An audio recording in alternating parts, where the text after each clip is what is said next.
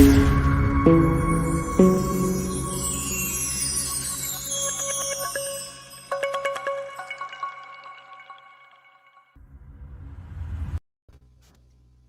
everyone. Welcome to NVIDIA. NVIDIA works on understanding, measuring, and doing, and it strives to contribute for an evidence-based decision-making and discourse in the Horn of Africa.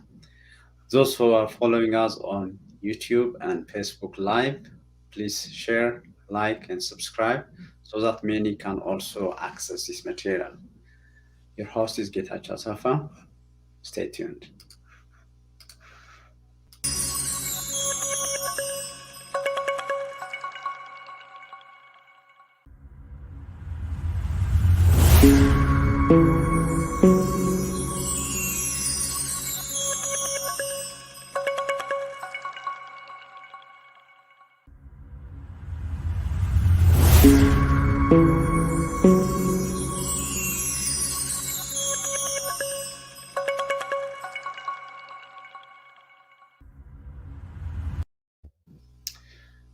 Hello again. It's my great pleasure again to have Yosief Gebrehiwet as my guest today. Yosief, welcome to UMB Media.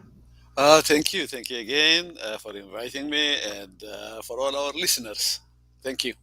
Great. So we are live on Facebook and YouTube, and those who are just tuning in, please share so that many can access us. And today the topic is Tigray genocide and the West's response. So Yosef is one of the most informed on this issue and who has been following the war since November 4th. And even before that, he has a very keen, very insightful way of looking at the Horn in general, the yesteryears, today, and in terms of the future as well. So it's my great pleasure again to have you back. I just want to do the usual. So who is Yosef? So Yosef um, grew up in Mandafara, and he did his schooling at Be'er Mariam Haile Selassie University, now called Addis Ababa University. Before that, of course, he had schooling in Eritrea, San Giorgio. Giorgio. Giorgio. Giorgio. And he did philosophy in the US. Is very well known in the Horn of Africa, human rights activist, more so a prolific writer. He writes a lot on the number of issues about Eritrea, Ethiopia, and the Horn in general. So it's my honor to have you back again. And today we'll be conversing in English for our broader audience. The topic we have chosen is the West's response to that genocide. And we want to set the setting first. So there is always this discussion about, is this genocide? Is it war in Tigray? Is it war on Tigray?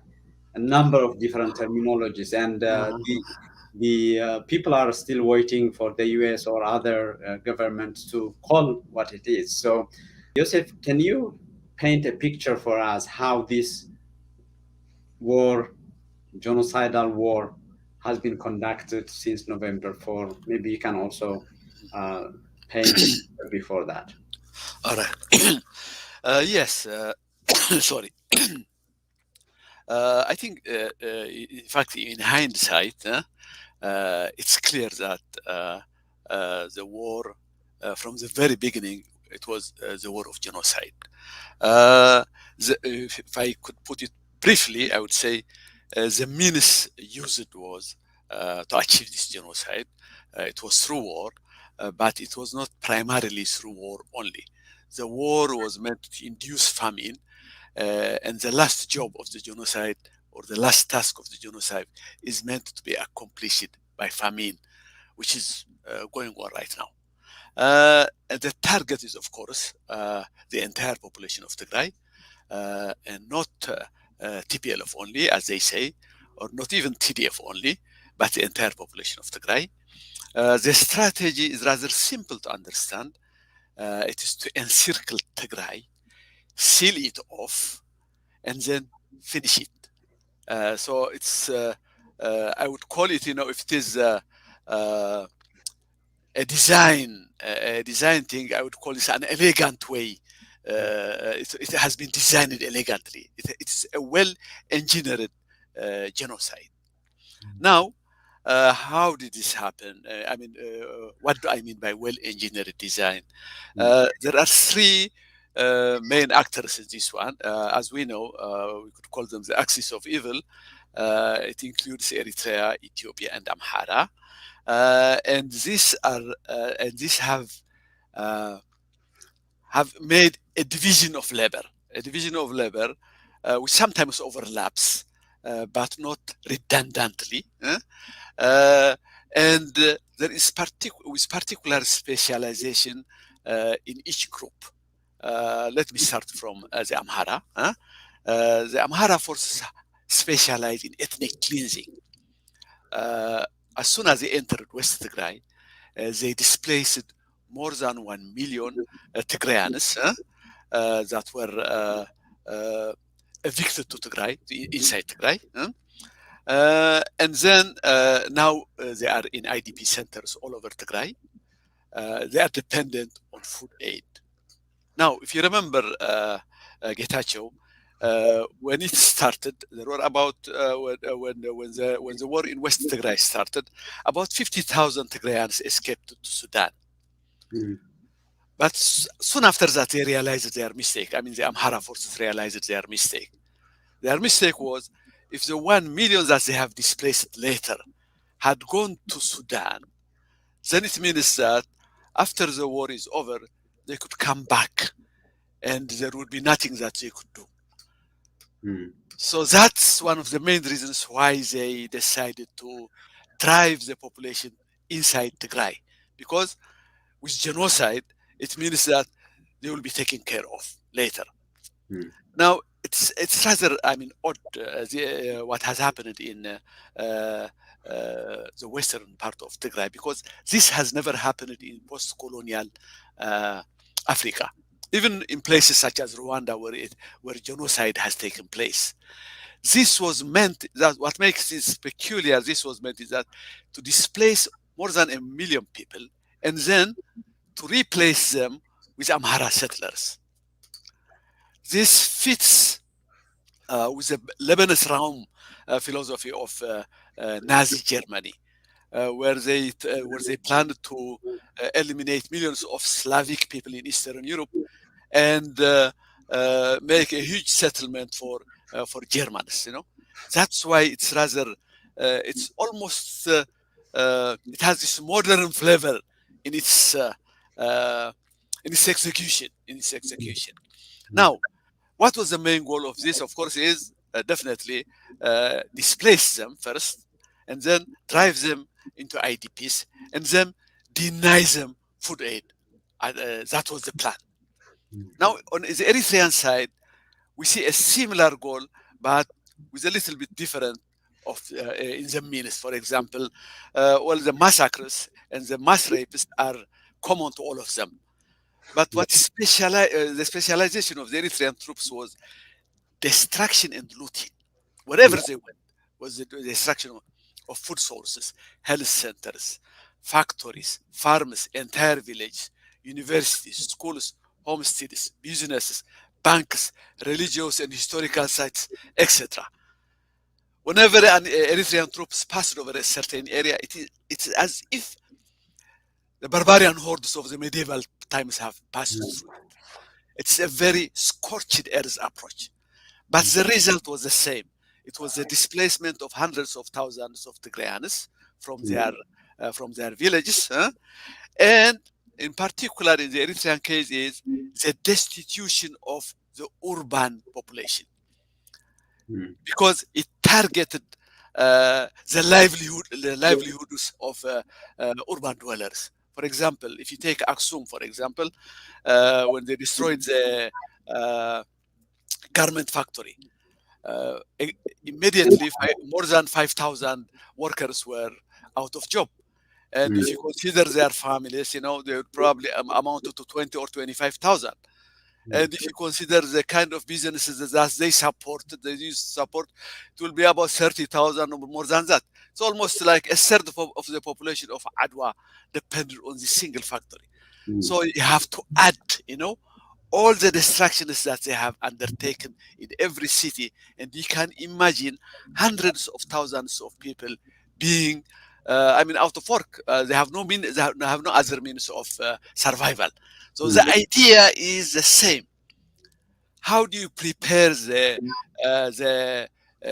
Tigrayan population for mass starvation? That is the main idea. On the Ethiopian side, also, first, of course, the Ethiopian government has its own federal troops, which more or less did the same thing as the Eritrean troops. But more than that, when we come to the specialization of the Ethiopian government, uh, what they have is, as a power invested in them, they could deny a lot of services to the people. Electric power. For example, if you deny electric power to an entire klil, to an entire province, you literally, the entire economy is literally halts. The entire economy stops. So water, telephone, internet, media, banking, medicine, and food aid. This is the power of the government. So the sum total of all of these acts is that uh, by the end of the first phase of the war, now we are talking when the war was within Tigray itself, was still within Tigray itself, they succeeded in doing this 2 million IDPs, internally displaced people, almost the entire population dependent on food aid. The destruction, and they made sure that they have destroyed most of the food sources. For example, to give you a simple to see the magnitude, livestock only, more than 4.6 million of livestock were either killed, uh, looted, and eaten. So you could imagine the magnitude of it. So for all practical purposes, the mission was mission. It was mission accomplished. Whatever they set out to do, they did it. Now, on the second phase, after they were defeated and went out of Tigray, they took this as a great opportunity to finish the job, because all that they need to do, they have already done it when they were inside. Now they felt that they could completely encircle Tigray and completely deny it all kinds of services. While they were inside Tigray, it was impossible to do it in a complete way, because they also needed the service themselves. For example, electricity, water, banking. Also, the services were on and off. They had also to pay the federal workers and the Kulul workers, things like that. So even in those areas, especially in those areas where they used to control, they cannot say no when the aid workers brought medicine and food. So it was the denial, the cutting of the service was not total. Now that they are out of Tigray, though, it made sense to them, to completely cut off all that source, So on the second stage now, what they are saying is that, okay, we have done all we can on the first stage. Now all that we need is to wait. Time will do the rest, because already the famine. If we stay this way for about 3 or 4 months, we will at least kill hundreds of thousands of Tigrayans, if not millions. In fact, the latest, Abiy's move of expelling the 7 officials from Ethiopia goes along with this. All that they are saying, they would not let us do our job, because we are almost at the brink of success. The world is interfering, because we are almost done. All that we need is 3 or 4 months, and that's it. So anyway, that's the general picture of the ongoing genocide of Tigray. Mm-hmm. That's a very Very good synopsis of what has been going on, especially the fact that you emphasize that the phase one Yes, not for the sake of the people, but they were there, so they were part of, part of the the population. community. So yeah, exactly. But as our viewers can see here now, Tigray is sealed with a number of blockades. The humanitarian blockade is where the UN is has been crying out. There is a transport blockade. There is the communication. I mean, even higher officials of the Tigray government, it's not easy for them or for the outside world to communicate with them. Then we have the financial blockade. Even the federal employees, they can't access their deposits, their savings, all that. So the economic blockade is there. It has been there for a while. So, with this background, we will go to the details of what the UN, the EU, the US, all that. But maybe it's time to paint a picture on again the greater, the bigger outlook of how the West has been responding to this genocidal war and the blockade and the tools that you articulated for us. Yeah. Okay. Yes. If I could sum it up, how did the West react in the last 11 months? I would say it's an incremental project. It's a drip by drip pressure on Ethiopia. Did it work? Of course not. And there is a reason why it didn't work, because this kind of pressure is inadequate to address the problem, precisely for two reasons. First of all, it doesn't go with the state of mind of, of genociders, Abiy and his company, Isaias and the Amhara leaders, Uh,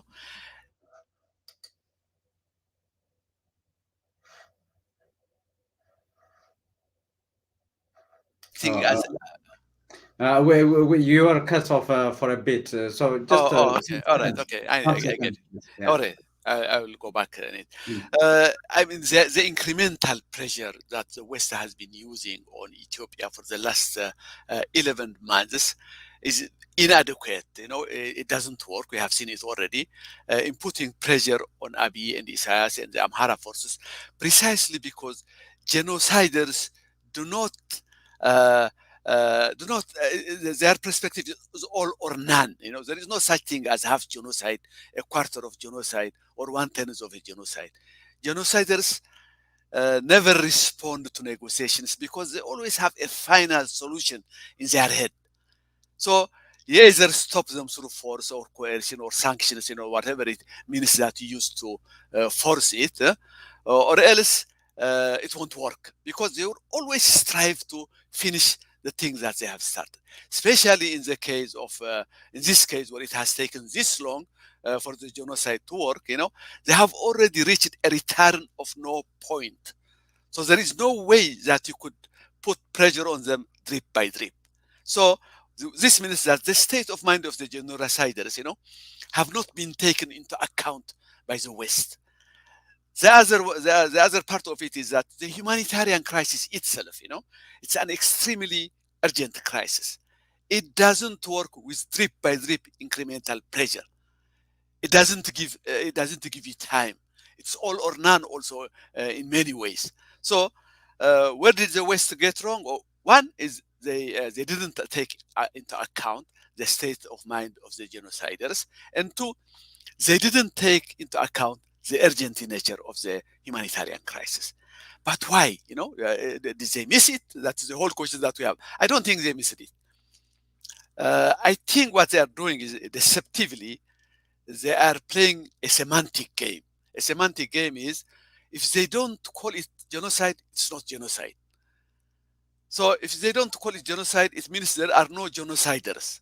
Mm. Then Abi means what? Abi could be a reasonable person for whatever he is doing, what he's doing for whatever reasons. But he's amenable to persuasion. Therefore, by constantly putting pressure on him, at one point he will say yes. So it's at the very beginning. The deception is at the very beginning. You don't admit that genocide.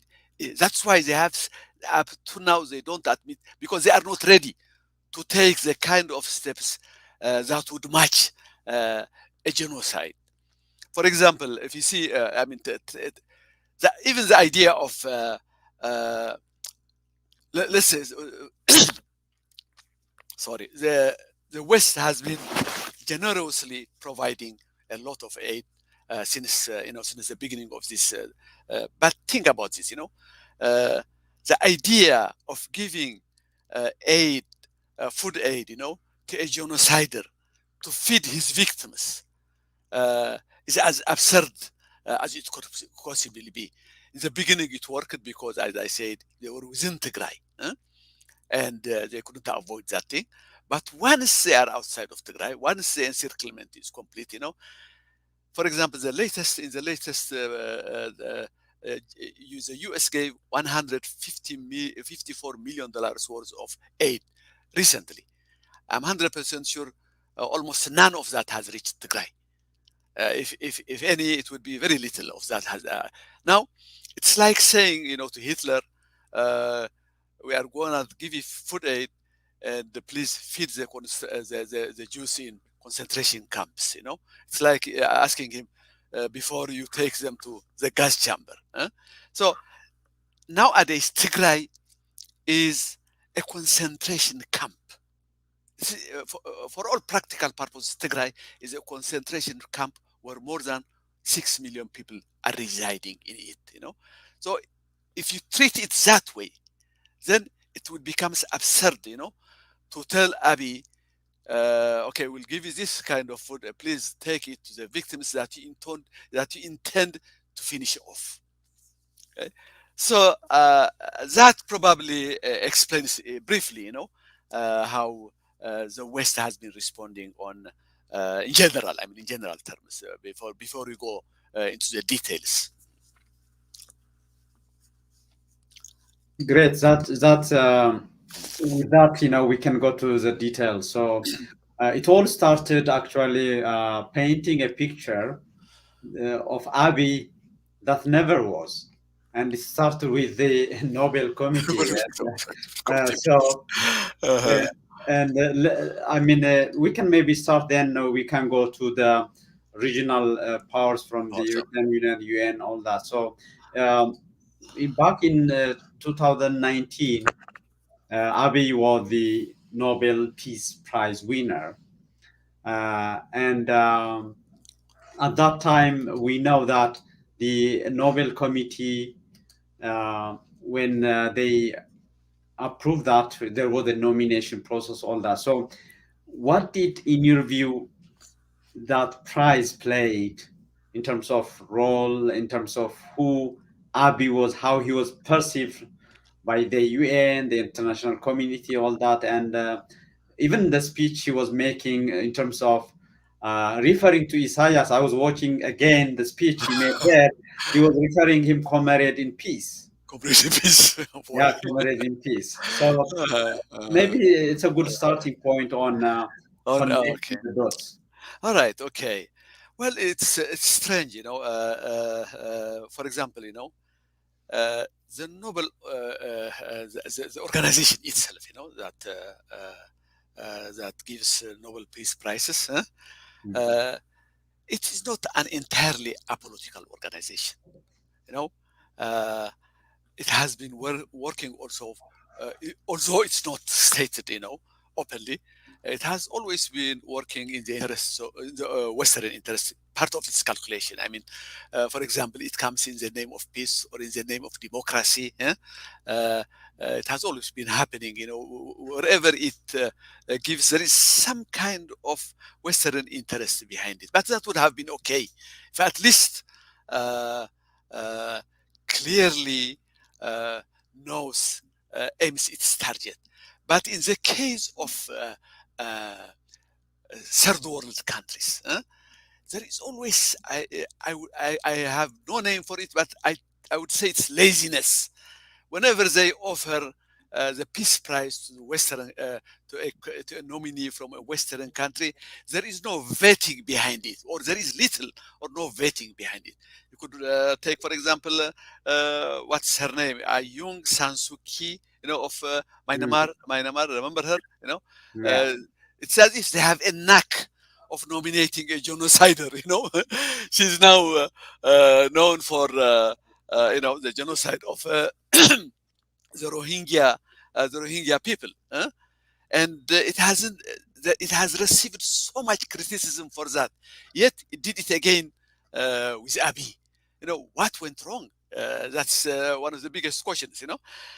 I think in Abiy they did uh, almost no vetting at all, because all uh, the variables that would have led them to say no were at the surface level. They were not even. They didn't even need to dig deeper, to find out. They were just there at the surface level. And number two, remember, Abiy came to power on April 2018. He received the prize on December 2019. There was 1 year and 8 months. They couldn't even say, okay, there was only 3 months in between. We had no time. So in that 1 year and 8 months, all that could be known about Abiy, all that we know about Abiy have already been out in the open. Let me enumerate some of them. First one, as soon as he came to power, the demonization of the people of Tigray started. He began to use words like "yekanjiboch," the day hyenas, the vultures for the people of Tigray. Another word is "tsogur lewat," that is treasonous. Now we see them those words having fully evolved, into the kind of words that Daniel Kibret uses, almost like a final solution, proposing for a final solution for the people of Tigray. Hmm? And then we also see the kind of encirclement, the trap that Tigray has gotten into. The beginning of that encirclement has taken place during those the year, almost 2 years, the first 2 years, including, of course, even after the Nobel Prize, we see, for example, the blockade from the Amhara region. It probably for almost for 3 years before the war, it has been going on, that blockade of the Amhara region. No roads that came through Amhara region reached Tigray. You have to go. The only way was through Afar, I remember. And then you see, he also made sure whenever he mentioned TPLF that his audience comes out with the blurring of distinction between TPLF and the people of Tigray. For example, when he blames the TPLF for the past 27 years, what the people was getting was a picture of the Tigray people as the root of all their problems, not only in the present, in the past, and also possibly in the future. That is the profile that was slowly being painted by Abiy himself. And then number two is the Abiy and Isaias connection. I mean, to think about a peace agreement, with Isaias, I mean, the alarm was already sounding, and many people noted there couldn't be a peace agreement with Isaias. It could only be a war pact, and it followed soon. For example, as soon after the peace agreement, Isaias began to use phrases like "game over" and "political cleansing," which means that he had no peace in mind. And then there is also the involvement of South Africa and UAE, because it was in South Africa that the Jeddah Peace Accord was made. And people, up to now, nobody knows what kind of agreement was made then. And given that the UAE and Saudi Arabia were already uh, began to think that Ethiopia as their own turf, which they have to fight against their rivals being Qatar, Turkey, and Iran, then you could imagine what kind of agreement was made inside. People should have asked. Instead, what the Nobel Prize did was they followed what they took the coup from the king of Saudi Arabia, who gave the order of King Abdullah. It was a peace prize. Imagine that one, a peace prize given to Isaias and uh, Abi.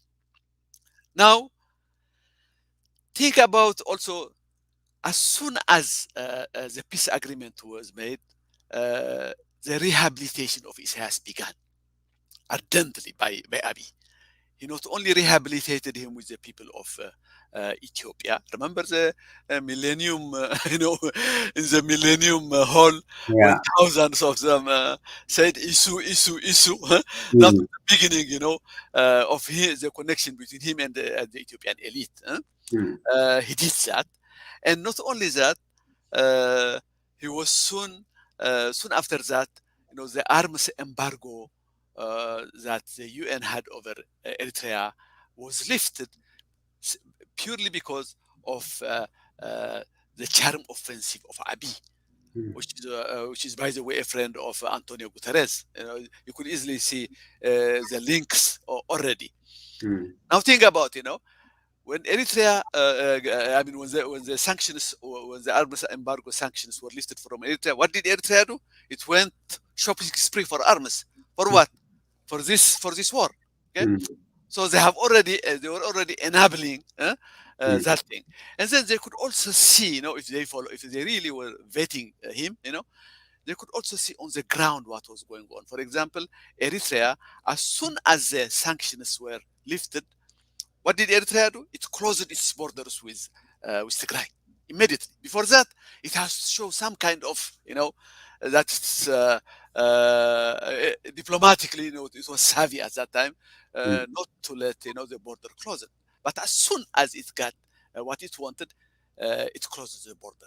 So now the encirclement of Tigray is already the encirclement of Tigray that was to come later was already in place on the northern by Eritrea, on the southern by Amhara. mm, Okay, so this is some of the things that they could have easily found out if they really wanted to ask who Abiy was. But let me add also on the profile of Abiy as his personality. On his mm, personality. For example, the number one thing that everybody knew was plagiarism came easily to mind. How many people were saying, "Oh, this is," I mean, he was accused of plagiarism a number of times, and this is a leader of a nation of 110 million people.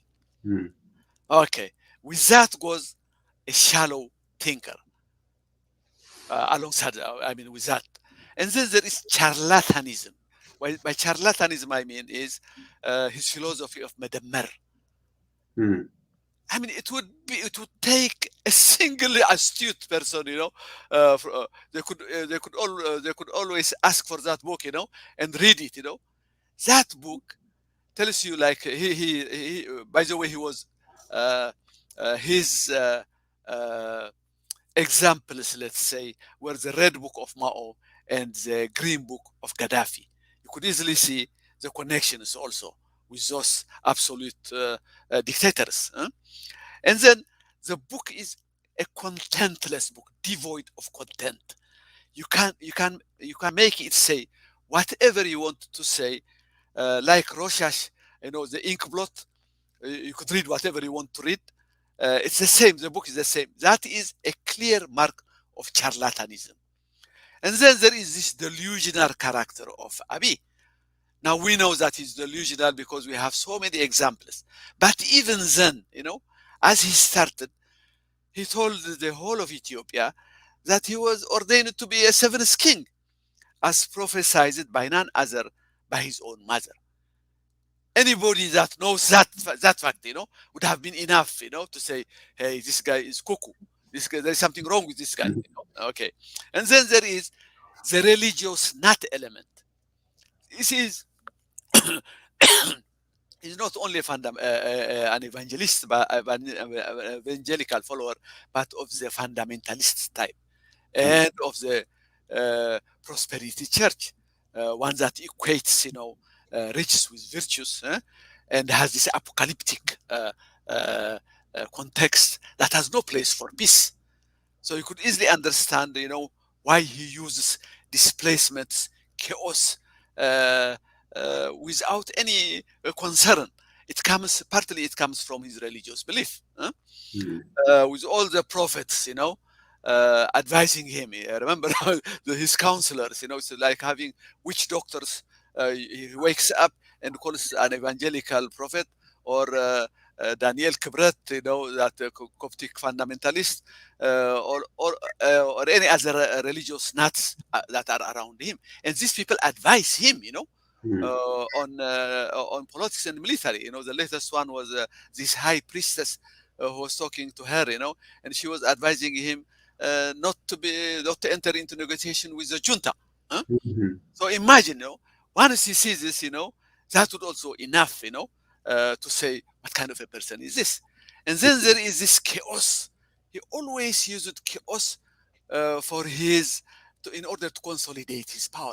And this began as soon as he came to power. Remember how many displacements happened long before the displacements that we are talking now about Tigray and in Amharas, Remember in the south, Gideo, Yeah, the Oromos, a and lot. they tried even to change the demography of Addis Ababa by bringing displaced Oromos into that area. Mm. And he used every possible means. He uses this displacement ruthlessly, to consolidate his power. And then there is, I have two more, and then I will be over. Then Mm, there is this dubious political assassinations. That probably have never been resolved, to anybody's satisfaction. mm, Remember the engineer, the chief engineer of the Renaissance Dam, mm. Simenyo Bekele. Yeah. Yeah. And then there is the General Saare Mokonnen after that, Mm, the Hachelu Hundessa, of course, came later, but mm, that you could see the trajectory that is leading to it. In every case, whether he was involved or not, he used those events to consolidate his power. In mm, the case of Hachalu Hundessa, in fact, it was critical because it was at that point that he went totally dictatorial.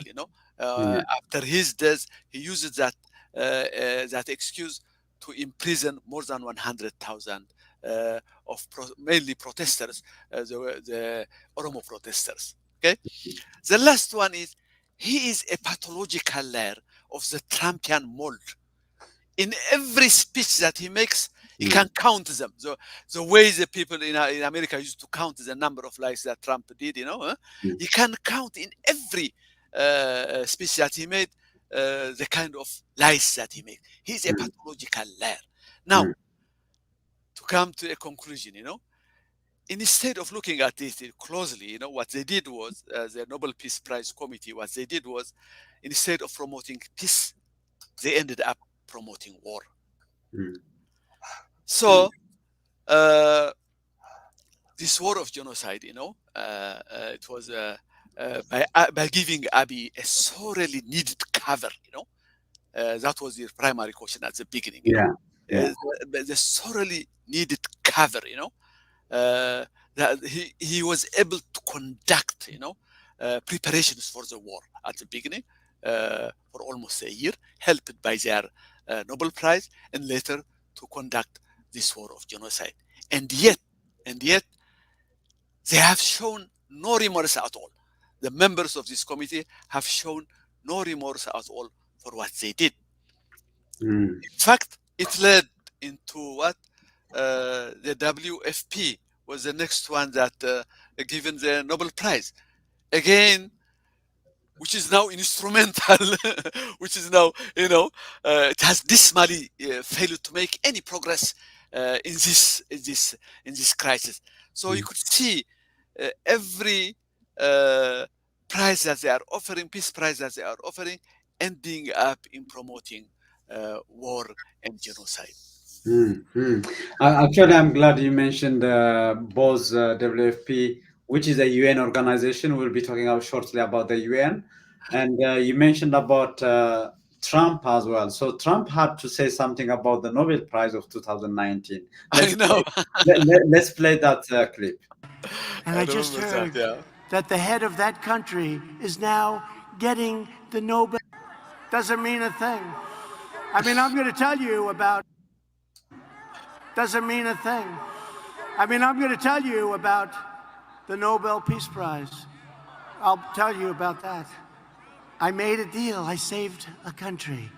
And I just heard that the head of that country is now getting the Nobel Peace Prize for saving the country. I said, what, did I have something to do with it? Yeah. But that's the way it is. As long as we know, that's all that matters, okay? That's all that matters.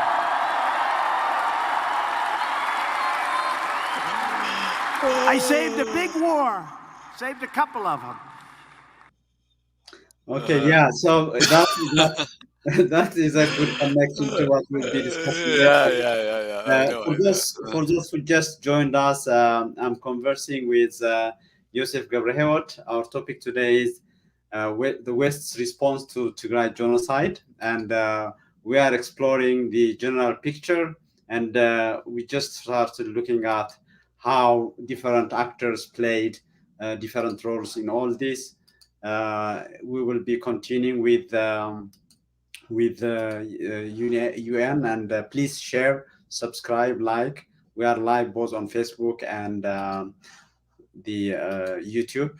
Just okay. So Joseph, that's a very good start for with the Nobel Prize Committee, and let's talk about the UN. The UN specifically, the big man in the UN, United Nations. So, how do you assess? How do you appraise Uh-huh. the performance so far today? Oh, boy. Looking at this guy, whenever I see the face of this guy, I see this dubious character, who has enabled Abiy to do whatever he wants to do. Number one, we have to remember that it is on his watch, under his watch or on his watch, that the lifting of the sanctions of Eritrea happened.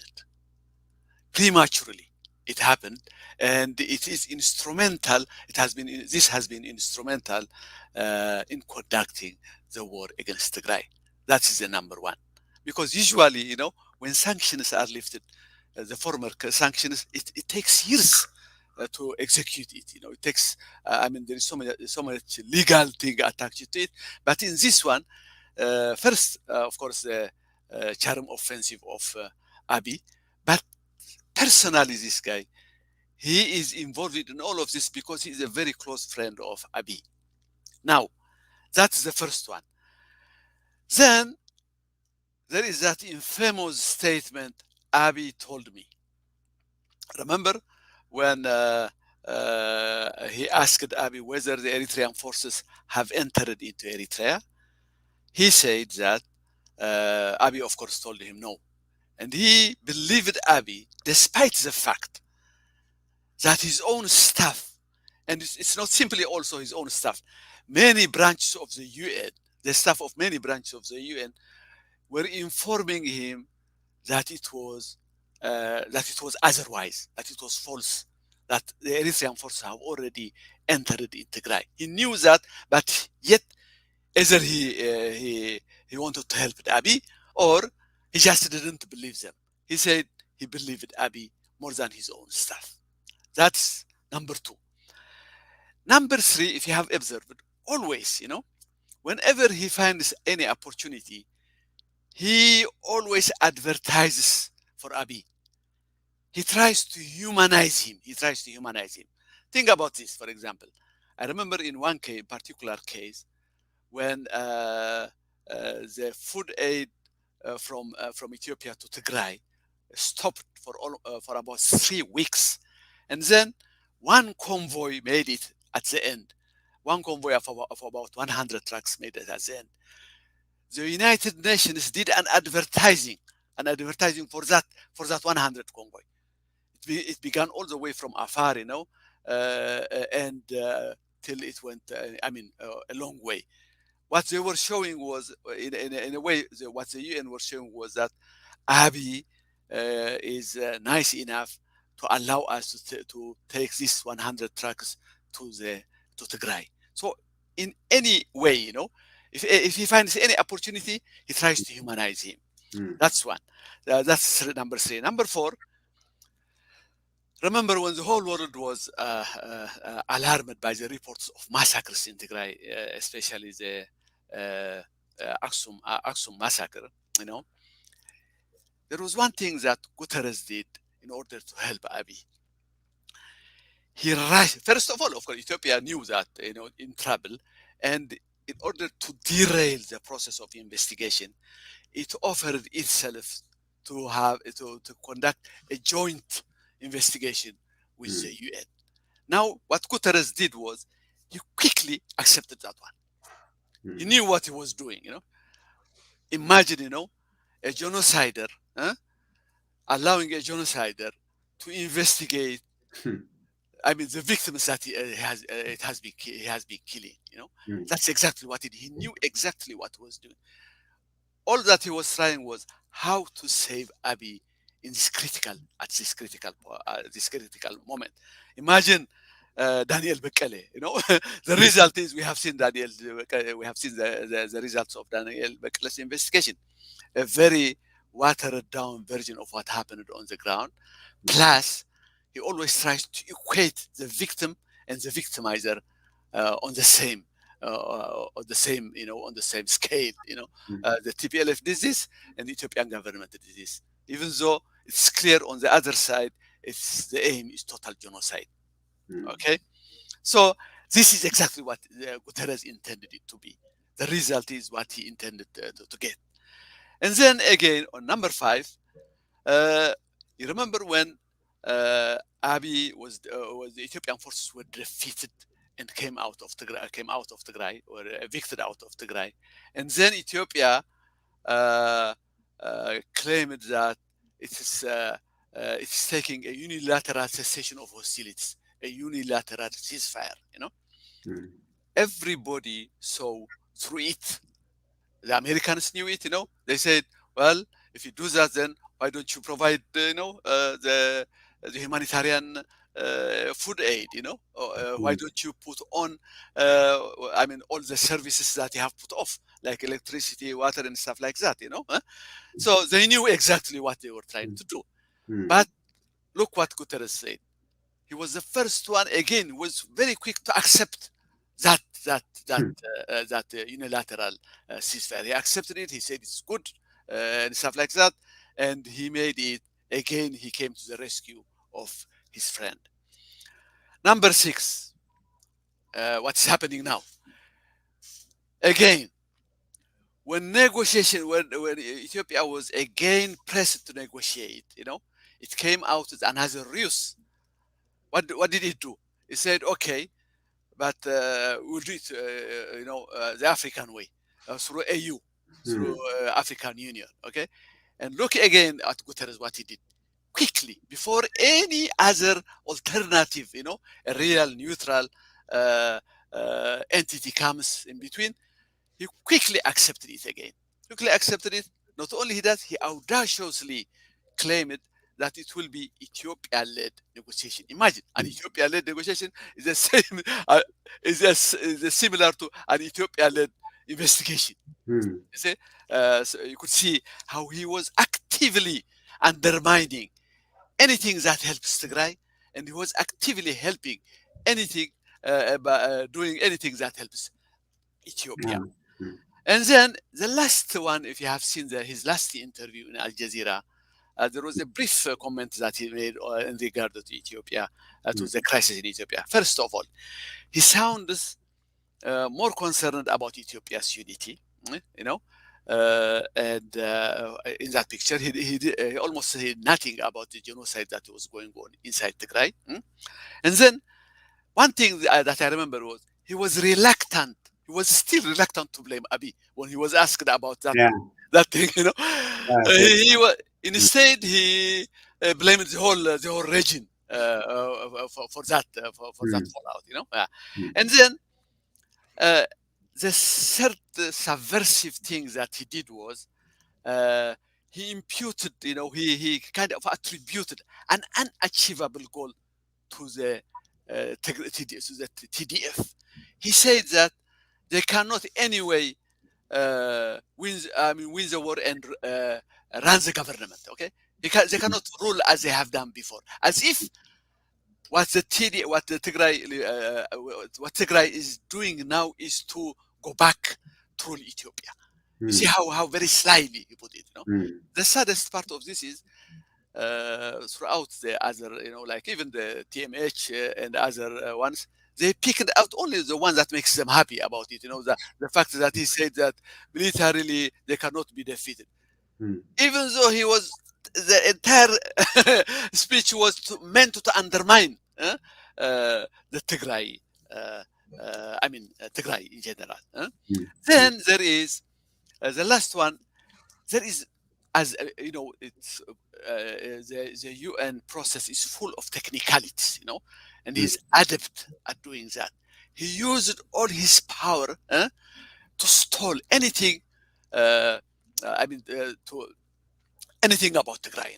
For example, there is in fact an excellent article written by Alex de Val, mm, the executive director of the World Peace Foundation. Its title is "See No Evil: How the UN is Blind to the Famine in Tigray." It was on September 24. yeah, It's about a week ago. mm, Now, if you look at that, he made the excellent points in that article. Number one that we see over there is that he has so far made no request to report the situation in the famine to the council. Imagine that. mm, Up to now, personally, he has made no request. Usually, what happens is he makes a request, and then the council decides what to do. But he prematurely, he's saying that even if I put it there, maybe the Chinese or the Russians would block it, So uh, Alex Deval mentions about this phenomena, and he said that he hasn't made any effort, to put the Tigray crisis to the council. Then what I found is amazing is that the UN has so far failed to categorize what is happening in Tigray as a famine. It hasn't recognized yet that a famine is going on in Tigray, let alone genocide, which shows you that. And why? Because they said, he said they use technical, precision to avoid that. For example, you need to collect data, whether it's a famine or not. But of course, Ethiopia is not allowing that data, to come out from Tigray. It has blocked it, no information. Even for the when the UN gets over there, it takes their all their technical stuff, So there is no way you could get in and collect the data that it needs. Now, they haven't even protested. He hasn't even protested that Ethiopia is preventing them from collecting data. Alex Deval puts this nicely at the end. He says that, I'm quoting now, but the Ethiopia government strategy works, he said. The UN appears to operate on the principle that what cannot be seen and cannot be counted can be ignored safely. So literally, Guterres, not even Ethiopia, but Guterres himself is putting blinders on his eyes so that he could say, see no evil. I see no evil at all. That's what he's exactly doing. Now, Uh, in general, what I feel is that he's more concerned about the unity and stability, that dreaded phrase of Ethiopia, than Tigray genocide. Uh, in fact, if the Ethiopian government needed a point man to plant inside the UN, it couldn't find a better candidate than Antonio Guterres, the uh, UN General Secretary himself. I say then that for all practical purposes, he is a co-sponsor of the Tigray genocide. That's how I look at it. Uh, it might be, it might look extreme, but that's exactly what has been happening until now. All right. Yeah, that's a very green picture. And the reality of the matter, actually, when it comes to Guterres, it started way, way before, like you said, from the early on. This is from October 11, 2019, how he was trying to portray Abiy Ahmed as, he says the Prime Minister Ahmed's leadership has set a wonderful example for others in and beyond Africa, looking to overcome resistance from the past and put people first. Boy. This is what Guterres said then, and we know who Abiy is and what he did when it comes to people, when it comes to being an example. I'm looking at the date. This is October 11, 2019, and the Nobel Prize was given to him on December 2019. So you see, he's giving also a helping hand to. By that time, he was nominated, and he Exactly. was, giving a helping hand. If Antonio Guterres said this, then who are the Nobel Prize Committee? They would, that's an additional, credit for him. Huh? Exactly. And he was, like he said, he was there in the signing of the so-called peace agreement. in And in in Saudi Arabia. exactly, he's saying, I was honored to witness that. And The signing of the peace agreement. but for our audience, it's very much, relevant to mention that you saw, I mean, I know we are going back and forth, but you saw the peace agreement for what it was. So you wrote, in fact, I remember, I just want to show that a 5-part. I Yeah. think I encourage our readers, our viewers to see this. This is on Asmerino website. Yosief wrote, deciphering the peace account between Ethiopia and Eritrea.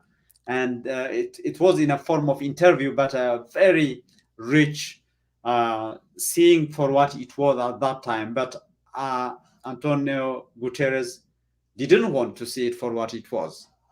So that concludes our section on the UN. Let's maybe go to the EU, the European Union. So, what is your assessment of the European Union? The EU, the EU is another thing. It's another beast. It's a different creature. The EU. When I see the EU, especially its bureaucracy, it's a Kafkaesque. I don't know how to explain Kafkaesque to our audience, but they can look it at, they can Google it, and to some extent also Machiavellian, I would call it. Let me give you an example of what the EU has been doing. The EU's main concern throughout this 11 months was, at the top of its concern was migration.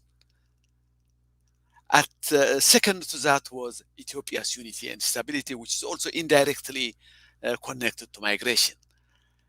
A distant third comes the genocide that is going on in Tigray. Let's look at migration.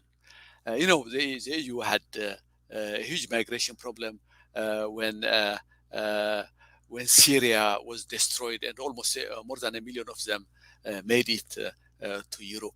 There was this huge political crisis, and the right wingers, they had, a lot to do with that political crisis. So now EU is very sensitive to the politics of migration.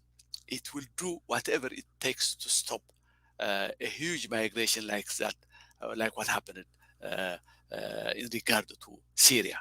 Now, if you have noted, there is one particular thing.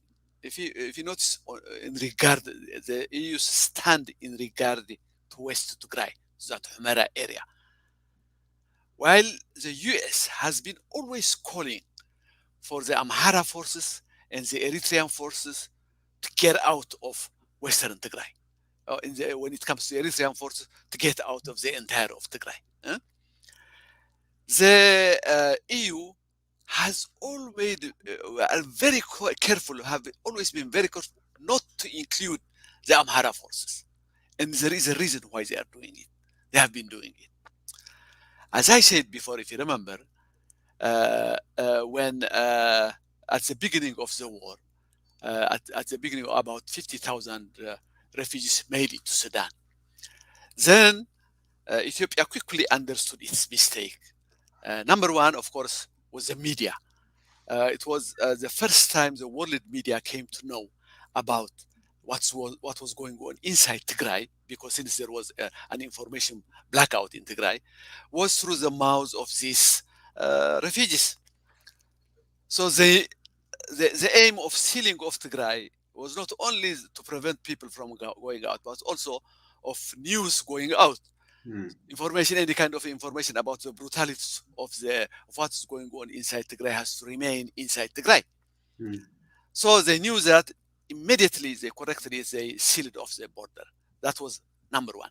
Number two is the other one that I have already mentioned, because they understood that if they sent 1 million, more than 1 million refugees, the IDPs, which are now in Central Tigray to Sudan, then the Amhara forces figured out that after the war ends, they will come back.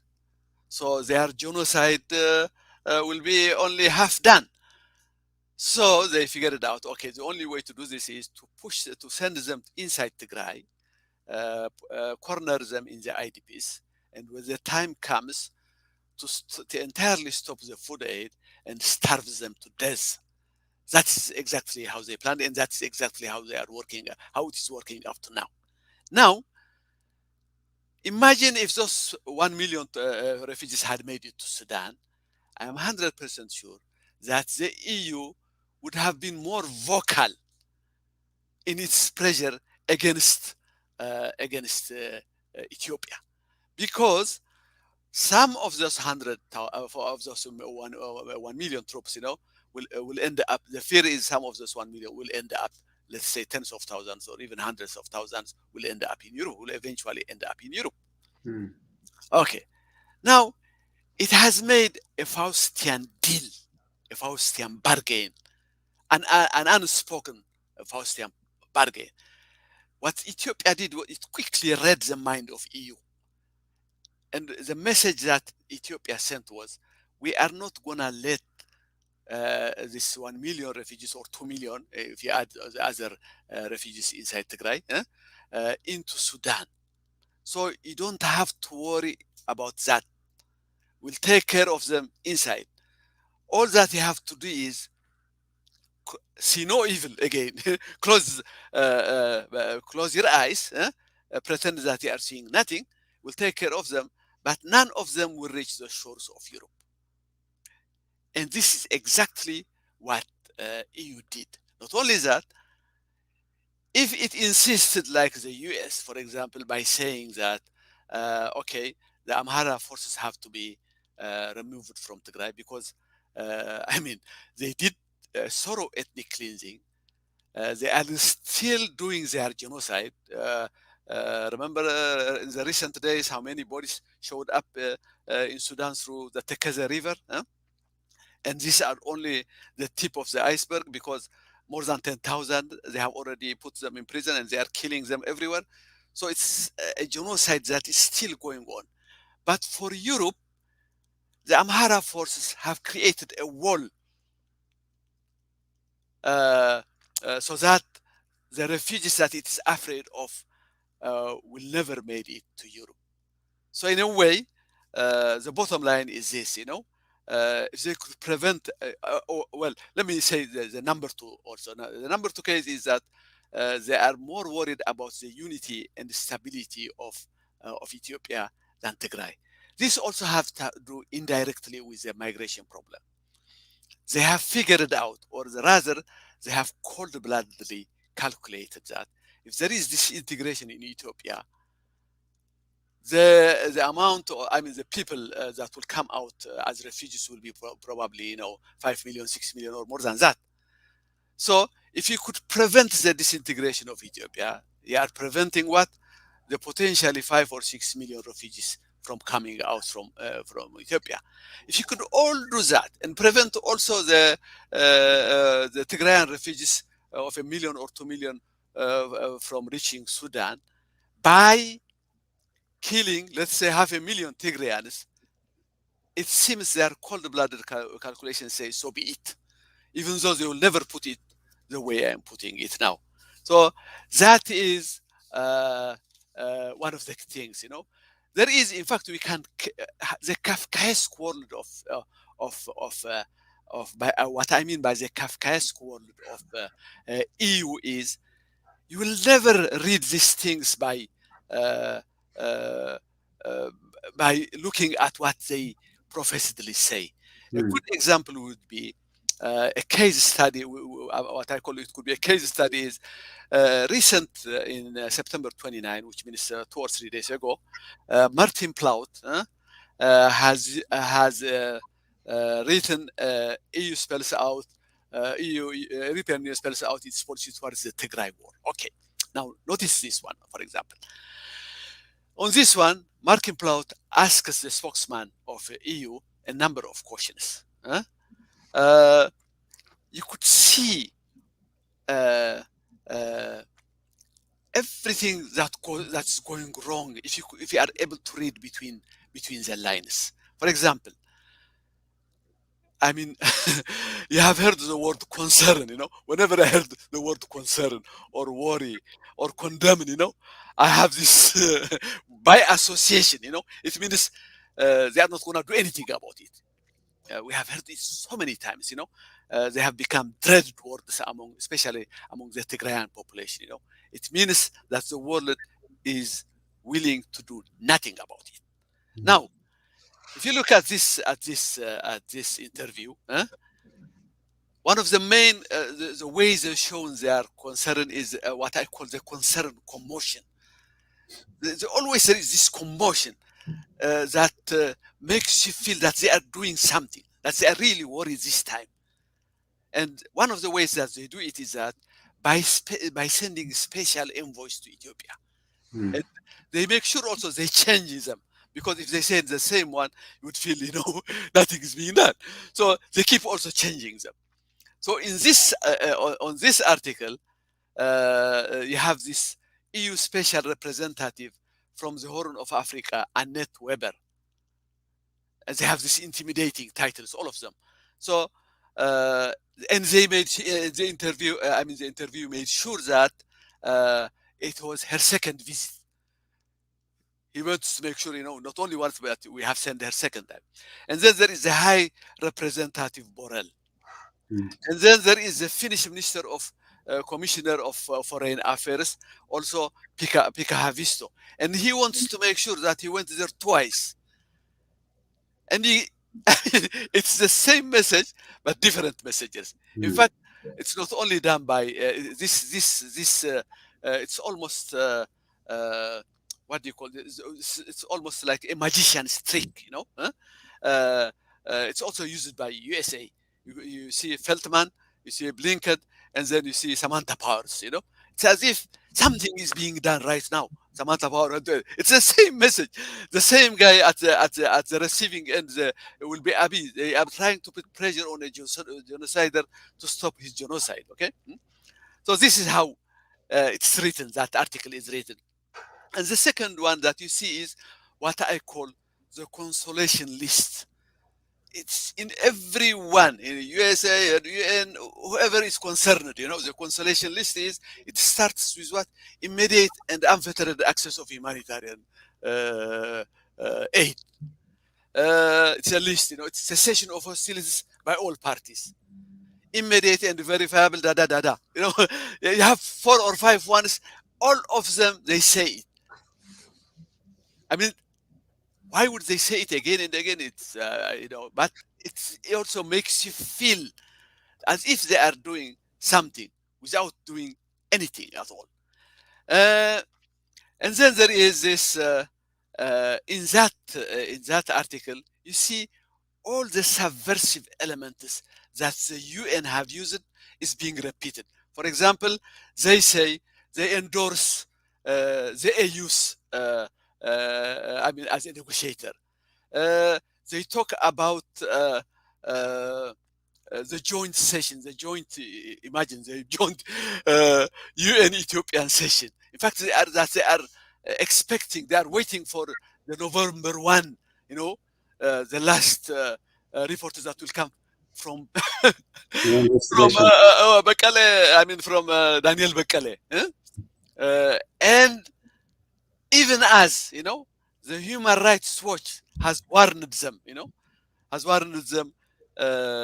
about this. The European, in Europe, Germany is also following the example of Saudi Arabia and the Nobel Prize Committee, the Nobel Peace Prize Committee, to award its own peace prize, for Africa, Germany's prize for Africa, Mm, yeah. and whom are they awarding to?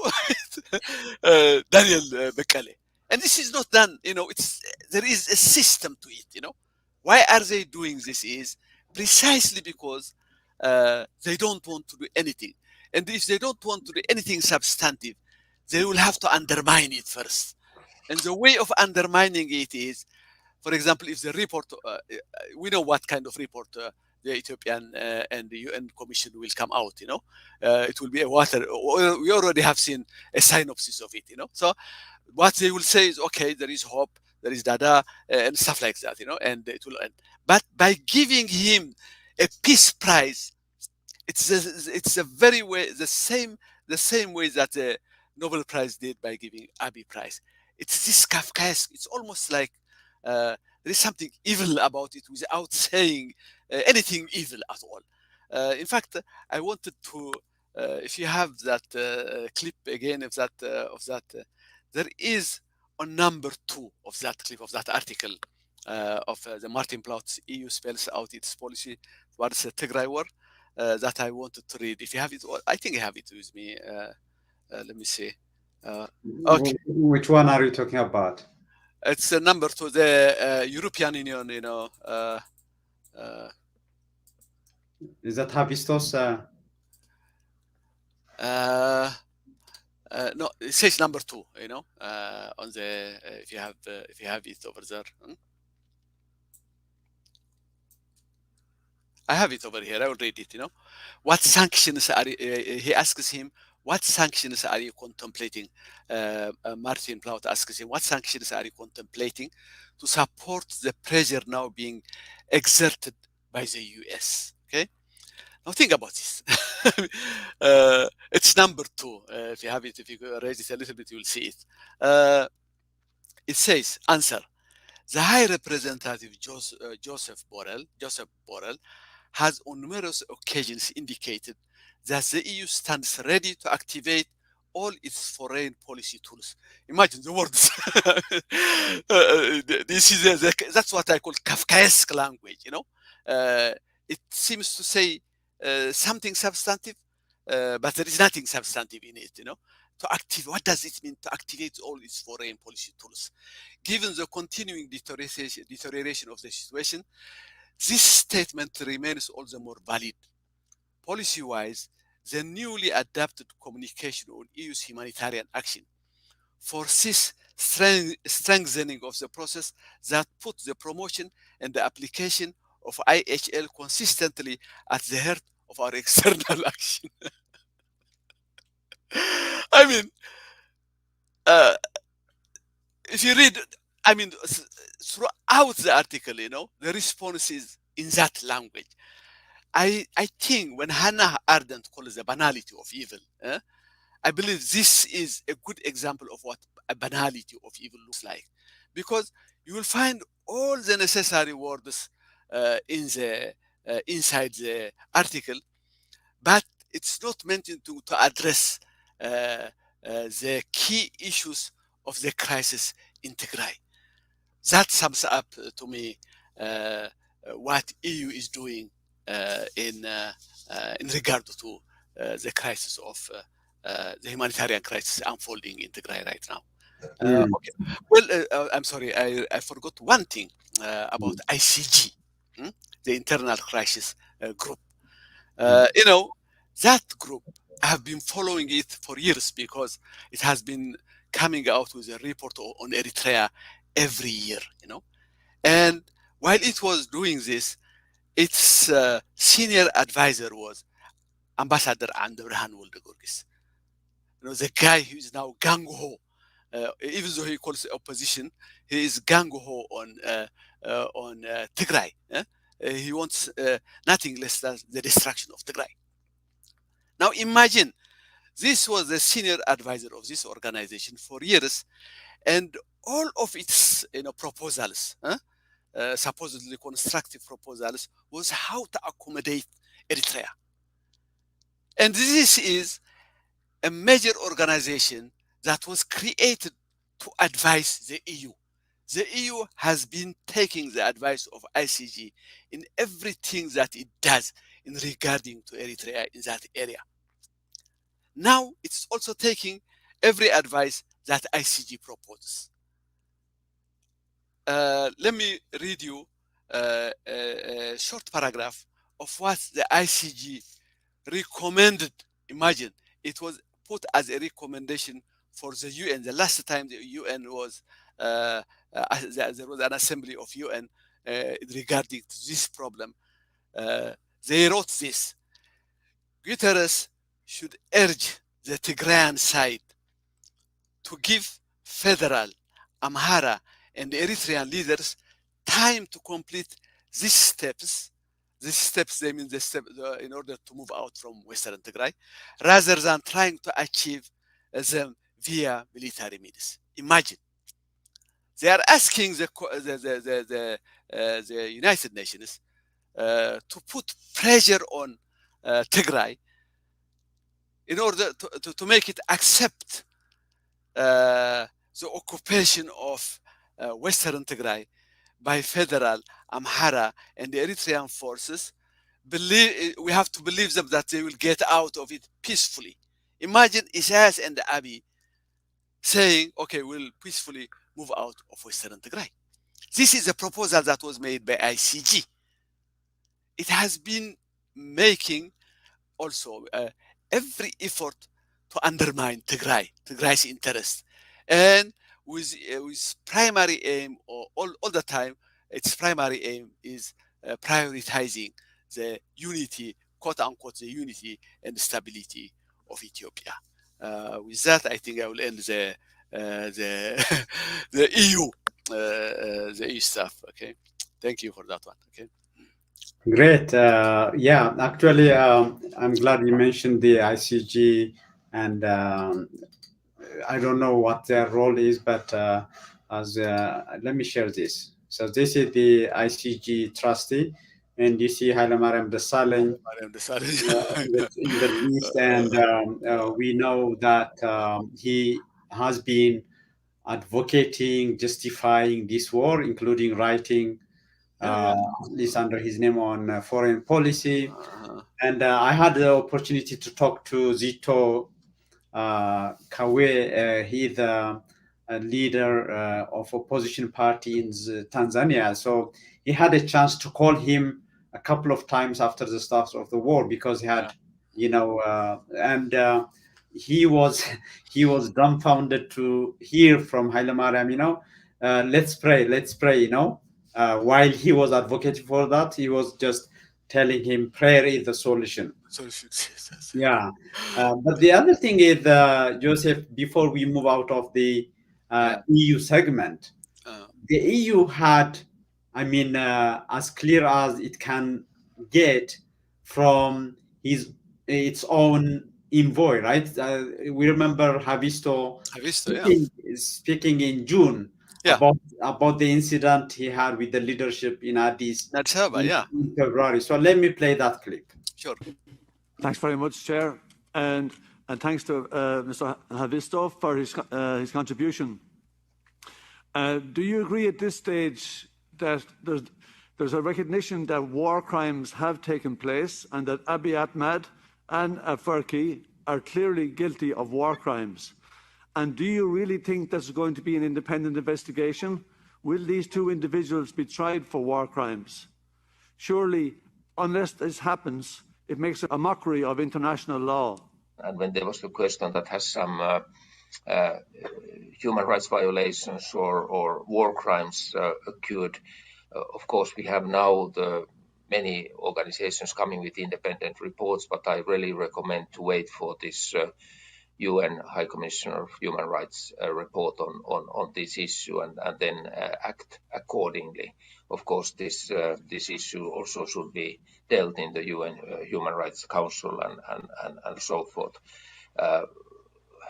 For me, particularly the news of the violence against the women is incredible and something that probably not has happened in any wars or conflicts in that region.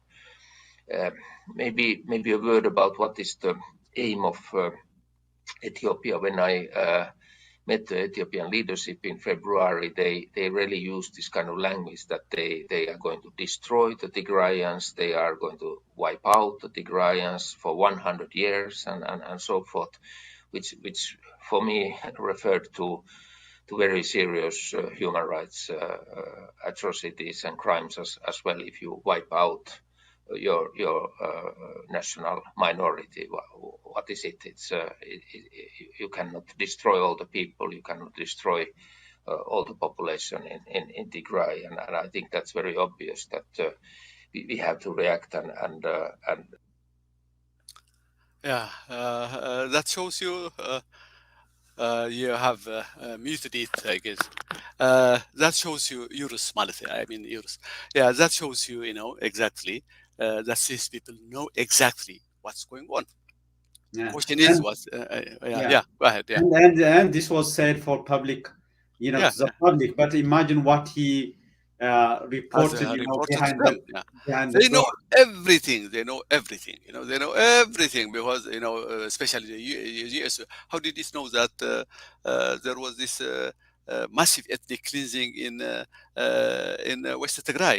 Satellite picture shows entirely empty villages. I mean, probably hundreds of villages to displace 1 million people out of Western Tigray, to expropriate, their land, their crops, their animals. Their homesteads. It's clear. You see no movement along in this village. You know exactly what has been happening. That's why the U.S. clearly said, unless the Amhara forces are removed from this area, we will have a disaster in our hand, and that's exactly. But yet, even after knowing this, imagine what the EU has been doing.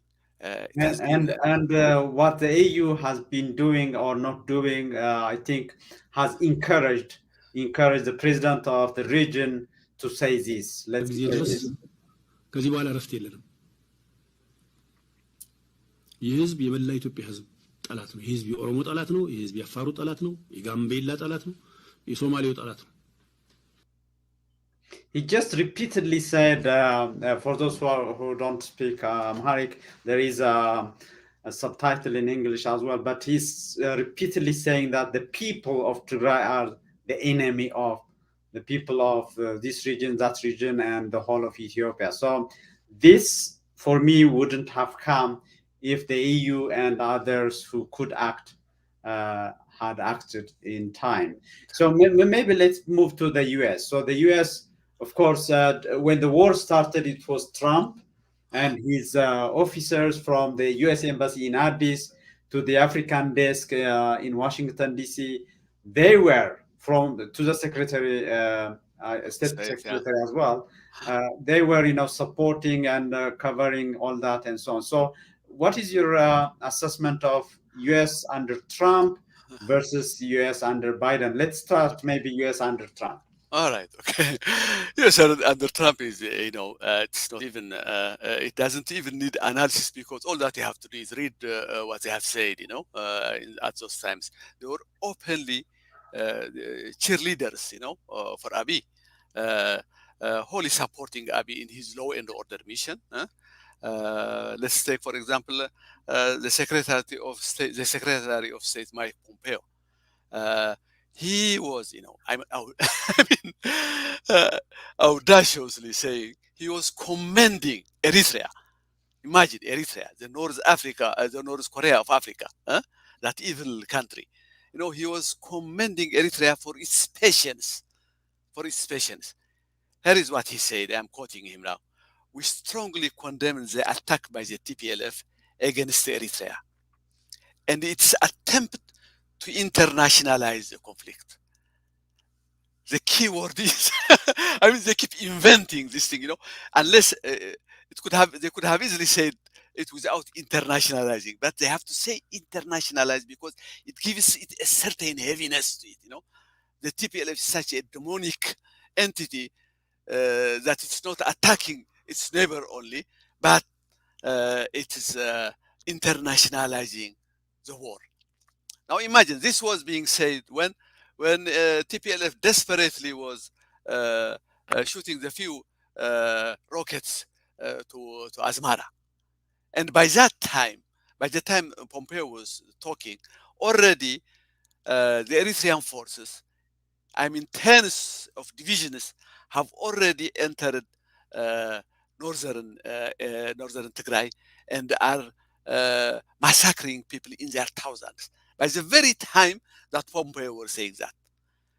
Let me add what the Assistant Secretary of State for Africa, again, poor Africa, always it comes Tibor Nagy said to the same effect.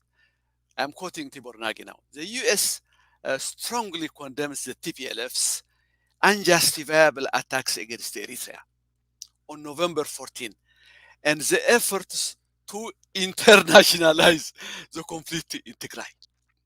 They were in sync. Do you see how these two guys were in sync? Again, for the same purpose.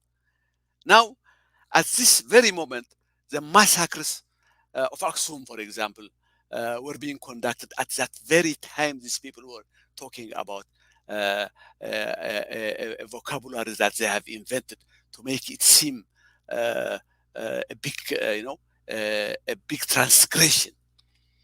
And the ambassador, Michael Raymore, also, he was endorsing, the time frame. He was even endorsing the time frame that Abiy gave him, almost like Guterres, Abiy told me type thing.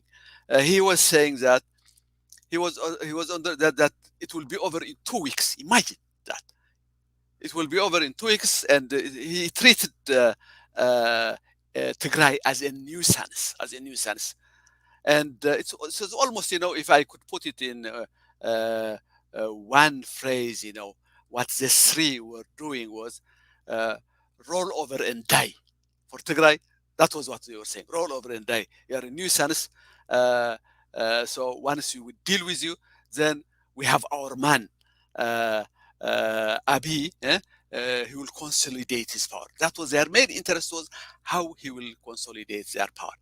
In addition, remember that there is an evangelical connection. Pompeo was an evangelical one, and in fact, probably you know it better than me. At one time, Abiy was even bragging about his White House evangelical connection, which means the Vice President Pence. He was bragging about that connection too. So that also factors into all of this. But their concern has nothing to do with democracy at all. What they were mainly concerned was, first, they had hope in their man. The first thing that they wanted from him was that he will veer Ethiopia away from the Chinese influence. That was one of their main aim. The second one was that he will liberalize economy. Of course, liberalize is a euphemism used to privatization, as opposed to EPRDF's developmental state, which they hated, but in fact, which was very instrumental in pulling out Ethiopia from its 100 years of poverty before that. So this was under Trump. So there is nothing. I mean, there is no analysis is needed on Trump, on these people, because it is on your face. Their reaction was on your face. Okay. So do you want me to go to Biden, or do you have any questions before I move? So let's go to the Biden The Biden era. one. So you can compare and contrast what has changed, all that. Yeah. So under Biden, we have a kind of people that are also voicing one way or another. So you were mentioning some of them early on. So Yeah. maybe let's go to that time. Okay. Yeah. All right. Okay. We were all, hopeful when Biden came. We were relieved when he won, because had it had a good effect, an indirect effect, probably, I believe, because UAE packed up its drones and left that area. That by itself was a great achievement, because it was decisive, in destruction of Tigray.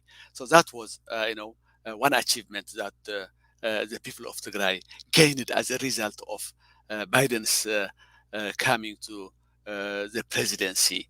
Now, but aside from that, people are confused, because he is very sympathetic, to the victims of this ongoing genocide, and the envoys that we have called before, Feldman, Blinken, and also Samantha Powers, and all the rest of them have been very strong in their words. Uh, we feel that again, we feel as if something has been already done, but if you go, if you look at the nitty gritty of it, at the bottom line, in these 9 months, literally nothing, zero has been done to resolve this issue. He has been sitting on it. Biden has been sitting on the problem for these 9 months, and the first move that really matters has been made just 2 or 3 weeks ago. Okay, but he did the same thing as the rest, as the Europeans. As I said before, there is this commotion of sending envoys to Ethiopia to convince Abiy, even though it's clear that he cannot convince a genocider to stop his genocide. Uh, and he did also some sanctions that have no bite at all. For example, they seem to be, substantial, but in reality, they don't go far enough. For example, imagine sanctioning General Philippos, who probably never comes out of Tigray, and who doesn't have a penny outside of Eritrea, So symbolically, it might be something, but when you look at it in the greater scheme of things, it doesn't have any bite at all. Okay, but more damaging than that, but not only the Biden administration, the US under the Biden administration, but also generally the West, is people again seem to forget, because it's the West that is very concerned. It's the obstructionists in this case are mainly Russia and China, especially at the UN. People feel that the West, if there is anything, it's the West that is doing any meaningful things to stop this genocide. But actually, no. Actually, what is happening is this war of genocide is almost entirely financed by the West. I mean, optics and the reality are two different things. Every year, the Ethiopia gets almost 1 billion of financial aid from uh, the US. The same is true, around the same amount of sum it gets from the Europeans. Now, think about this. What they have done in this is they have withheld part of this, a very slight part of it. For example, for the Europeans, almost 100 million, I believe, of euros have been withheld, but the rest, it's still getting the money. Is getting. Remember also, if you ask them why, they will probably say, "But this is for humanitarian aid." But it's a broadly defined humanitarian aid. It could be for education. It could be for COVID-19. It could be for food security. It could be for roads and stuff like that. It's not meant to be for defense reasons, for military reasons. They will tell you that. But money is fungible. Money is fungible. It's easy, especially in Ethiopia, how to channel some of this money towards war effort. For example, let me give you a month ago. Imagine openly. The Ministry of Education in Ethiopia donated 10 million birr to the Ministry of Defense. Think, what does it make Coca-Cola, or does it have any business, Ministry of Education? Most probably it's one of this aids, financial aids that it gets from the West, from Europe, or from the US, somehow being channeled to the defense.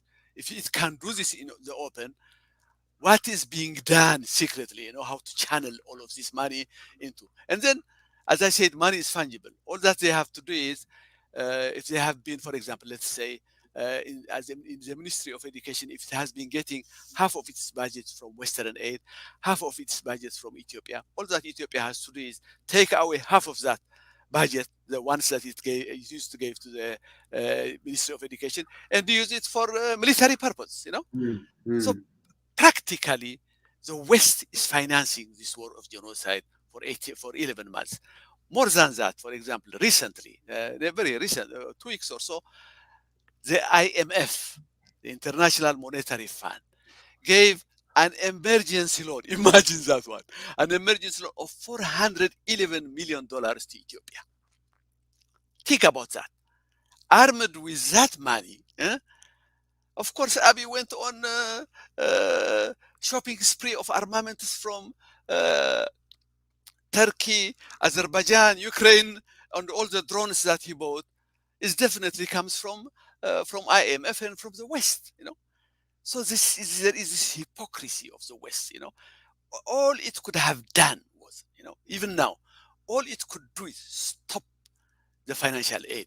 And I'm telling you, if they stop all the financial aid, it will stop in 24 hours. The war of genocide against Tigray will stop. But they have other priorities in mind. That is the whole problem. There's a unity and stability of Ethiopia that I don't know. Holy cow, yeah. That they keep using it again and again. That's all that they seem to care. Okay, but now let's come to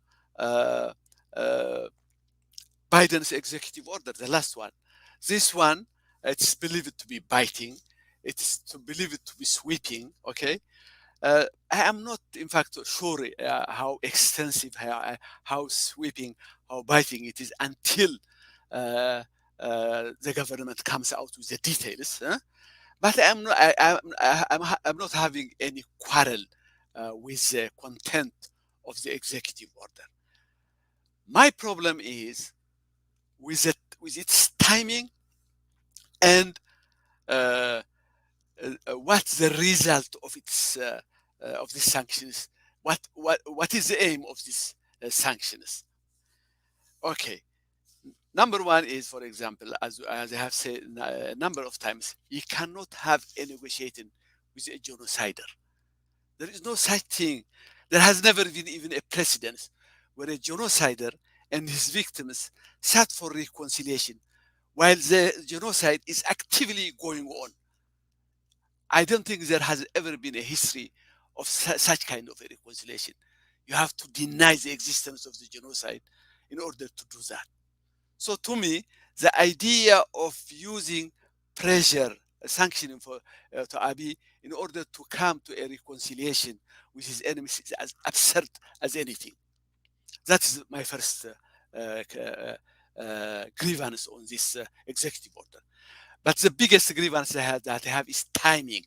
Timing. I want to underline that. Had this executive order happened 4 or 5 months ago, by now it would have made a difference. But timing has been effectively used not by the West, but by the enemies, by the trio, axis of evil: Eritrea, Ethiopia, and Amhara. Those are the ones that have effectively and maximally used timing. Remember, in that first phase, they knew exactly what to do in that first phase. Prepare the entire Tigray population for mass starvation. They did it on time. By on time, I mean prior to getting kicked out of Tigray, one, but at the same time also by evading any kind of sanctions. You know, they have managed to evade any kind of sanctions from the West while they were undertaking the first stage of this genocide using various means of, tactics.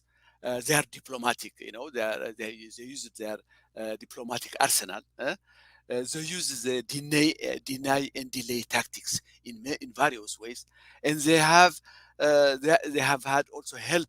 They did it with the collaboration of AU, that notorious organization that blessed the war against Tigray at the very beginning.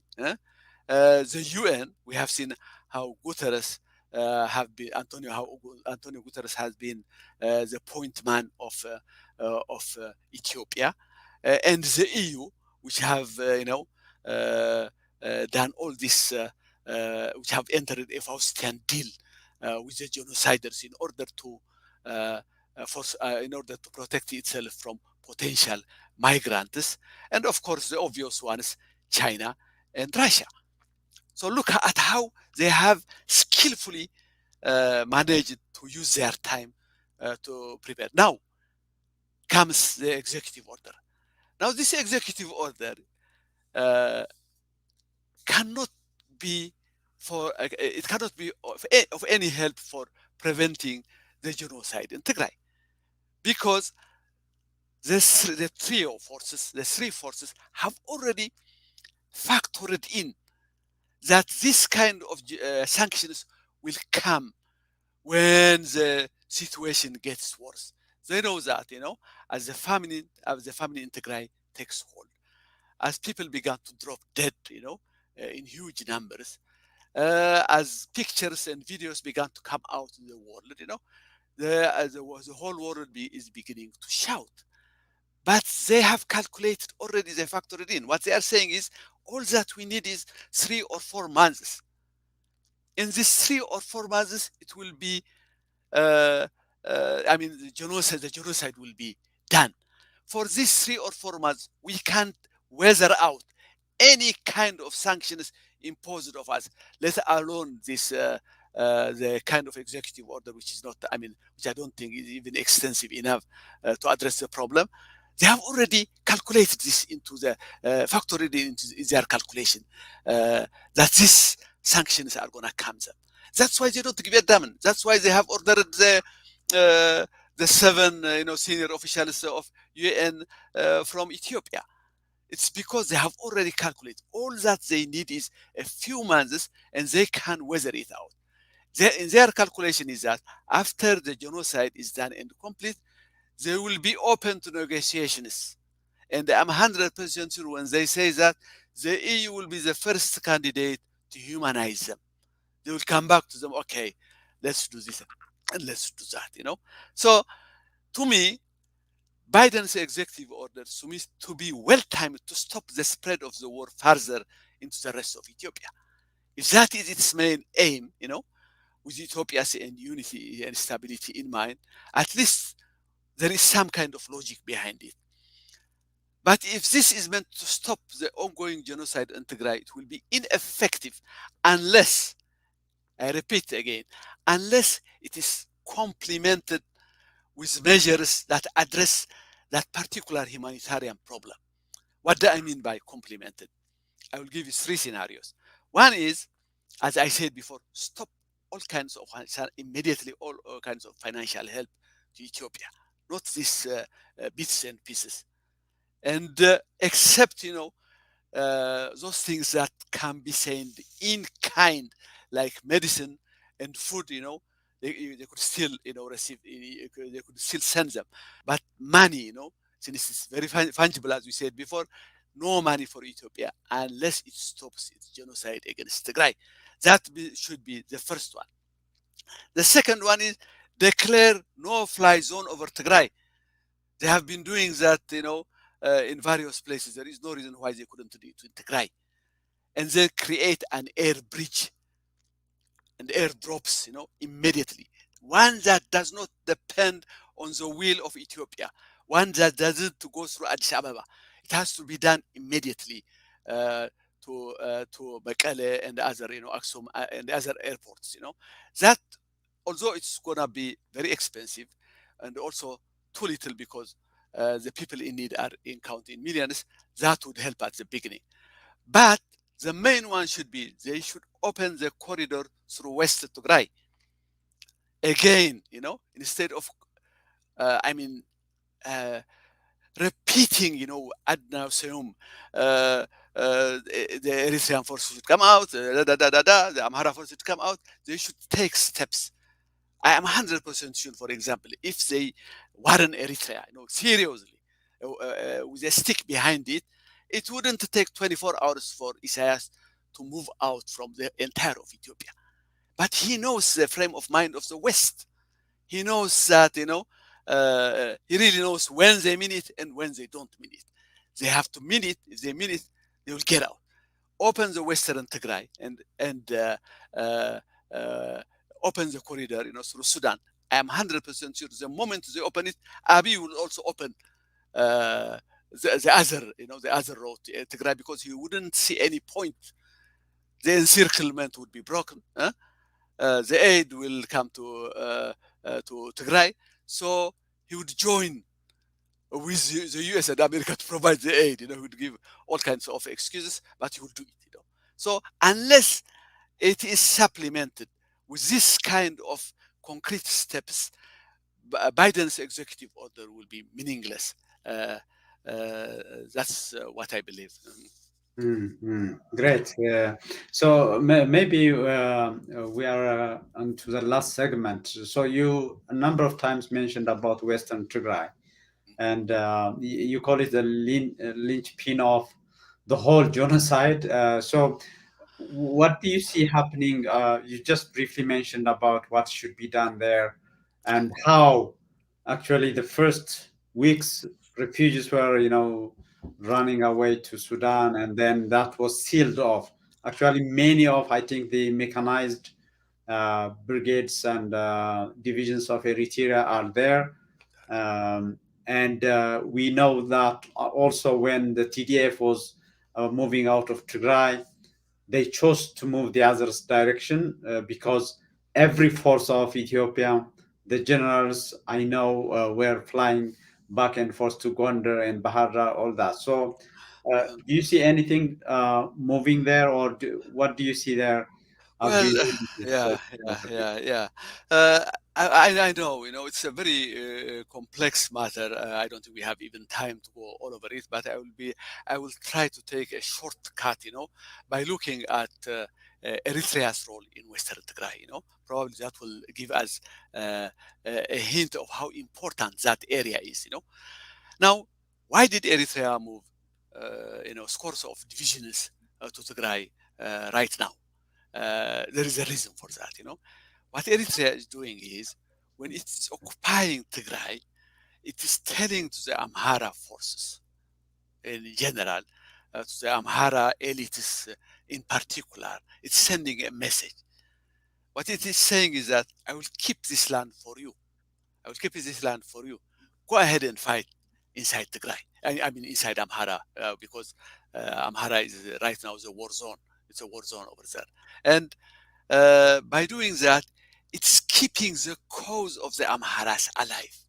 It knows that if the Amharas lose the Western Tigray, there will be no more cause that will motivate them to fight further. That means their link to Isaias and their link to Abiy will be severed, and it will be the end of the war in general. So what it's doing is that by occupying Tigray, it's almost like a chain, a chain connection. It's tying itself, Eritrea is tying itself to West Tigray.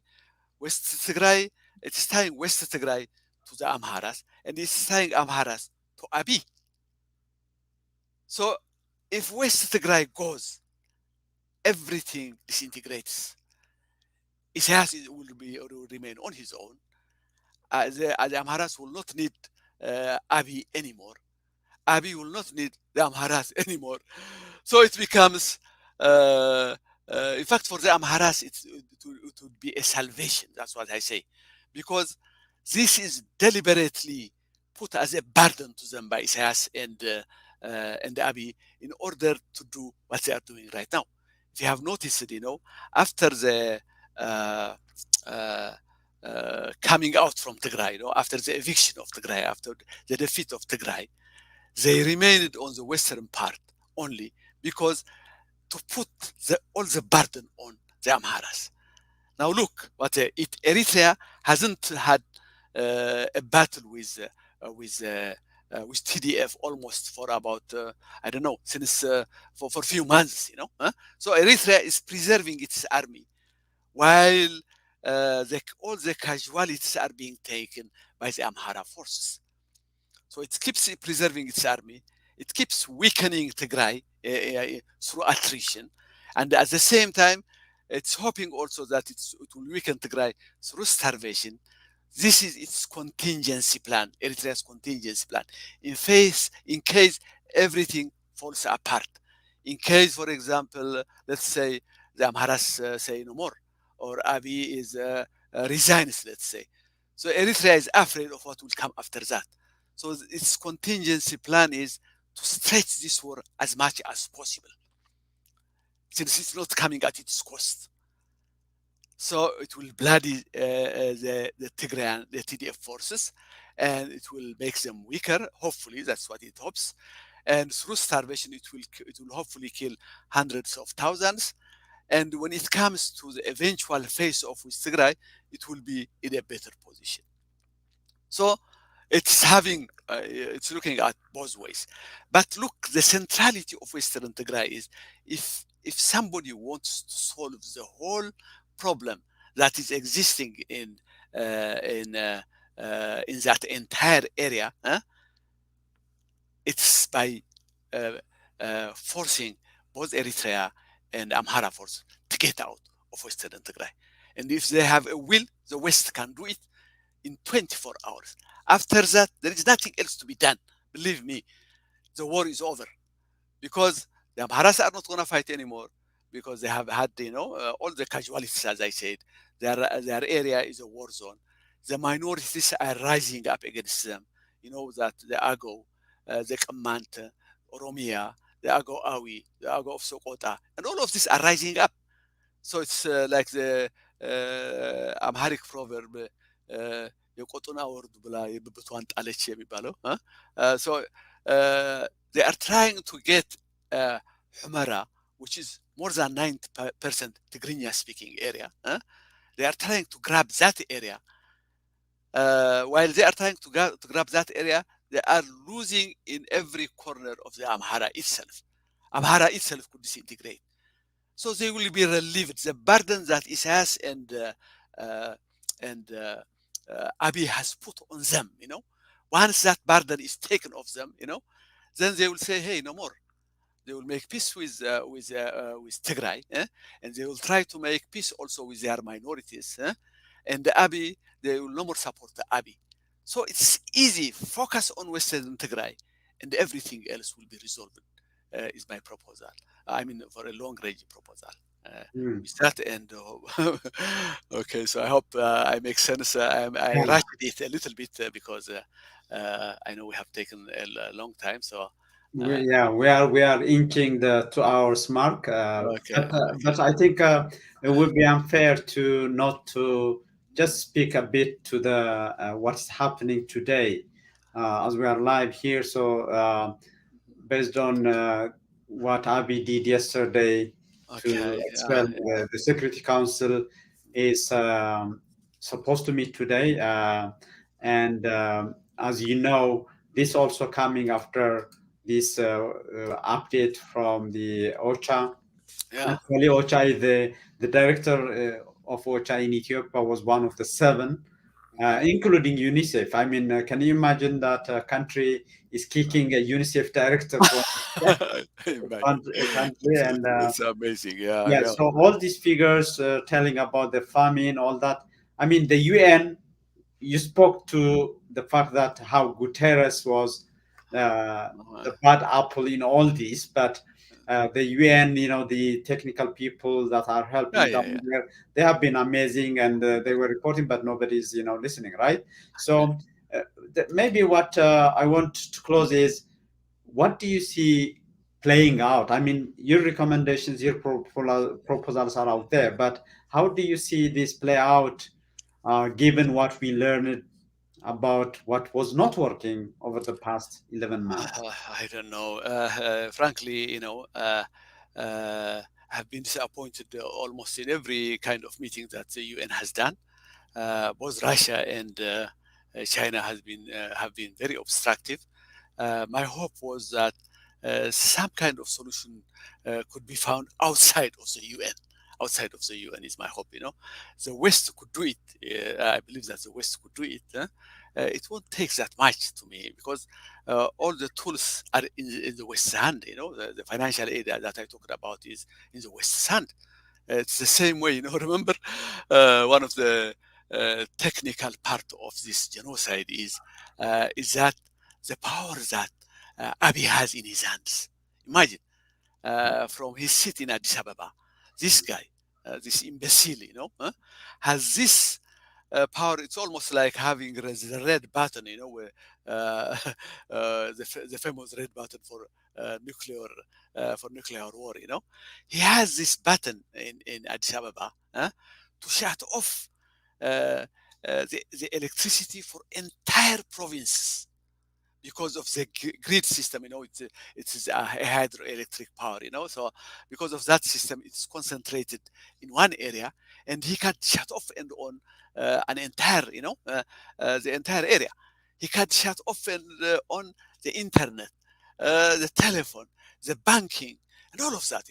This kind of thing was not possible. I mean, 20 or 30 years back.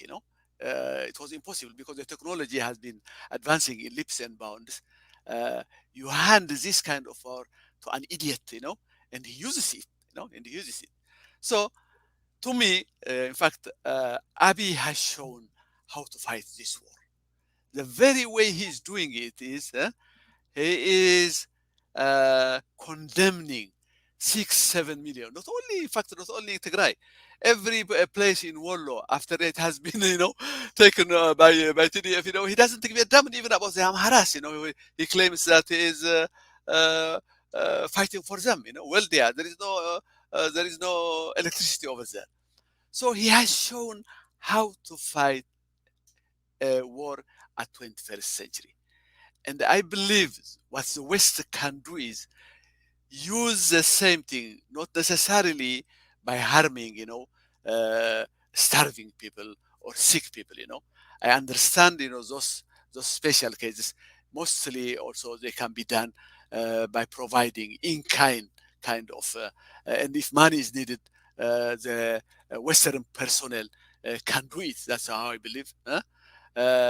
But outside of that, the only way this guy will stop is if they fight him the way he's fighting, and that is cut off his aid. I mean, I don't think he will even go. You are not going to hurt the people, because there is no way he could manage even for a few months, let alone, an extended time. So it will stop immediately, because that is the only way you could fight them. But why did they do this? I mean, we were talking with a friend of mine yesterday. Why the hell did he do this? I'm sure you were also dumbfounded by, why did he do this? Is this wise thing to do? But probably the Reuters, had a good explanation. He quoted a senior Western official. He's saying, as a major, I'm quoting him now, as a major new offensive looms, this. This seems like Ethiopia's attempt to test if the international community is prepared to respond with more than words to an unfolding famine. You see? They already know especially the EU, the spineless EU. I am 100% sure unless the first move is taken by the US, they are not going to do it. So they already know, the state of mind of the Western world, and they are testing it. They are saying, okay, if they say nothing this time, we can go all the way. They might even use their drones, I believe, to attack the cities of Tigray. I mean, they will drop bombs in places like Bekele and Aksum. They don't give a damn. They could even do that, because they are desperate. They are not getting results on the battleground. So why not drop bombs on the civilian population? Because if this is one of their tests. Another thing that I found out about this, what I think is going on is, you see, Isaias, the Amhara leaders, and Abiy has been suspiciously looking at one another. Isaias, for example, wants to put Abiy in a position where he could be, where there is no point of return.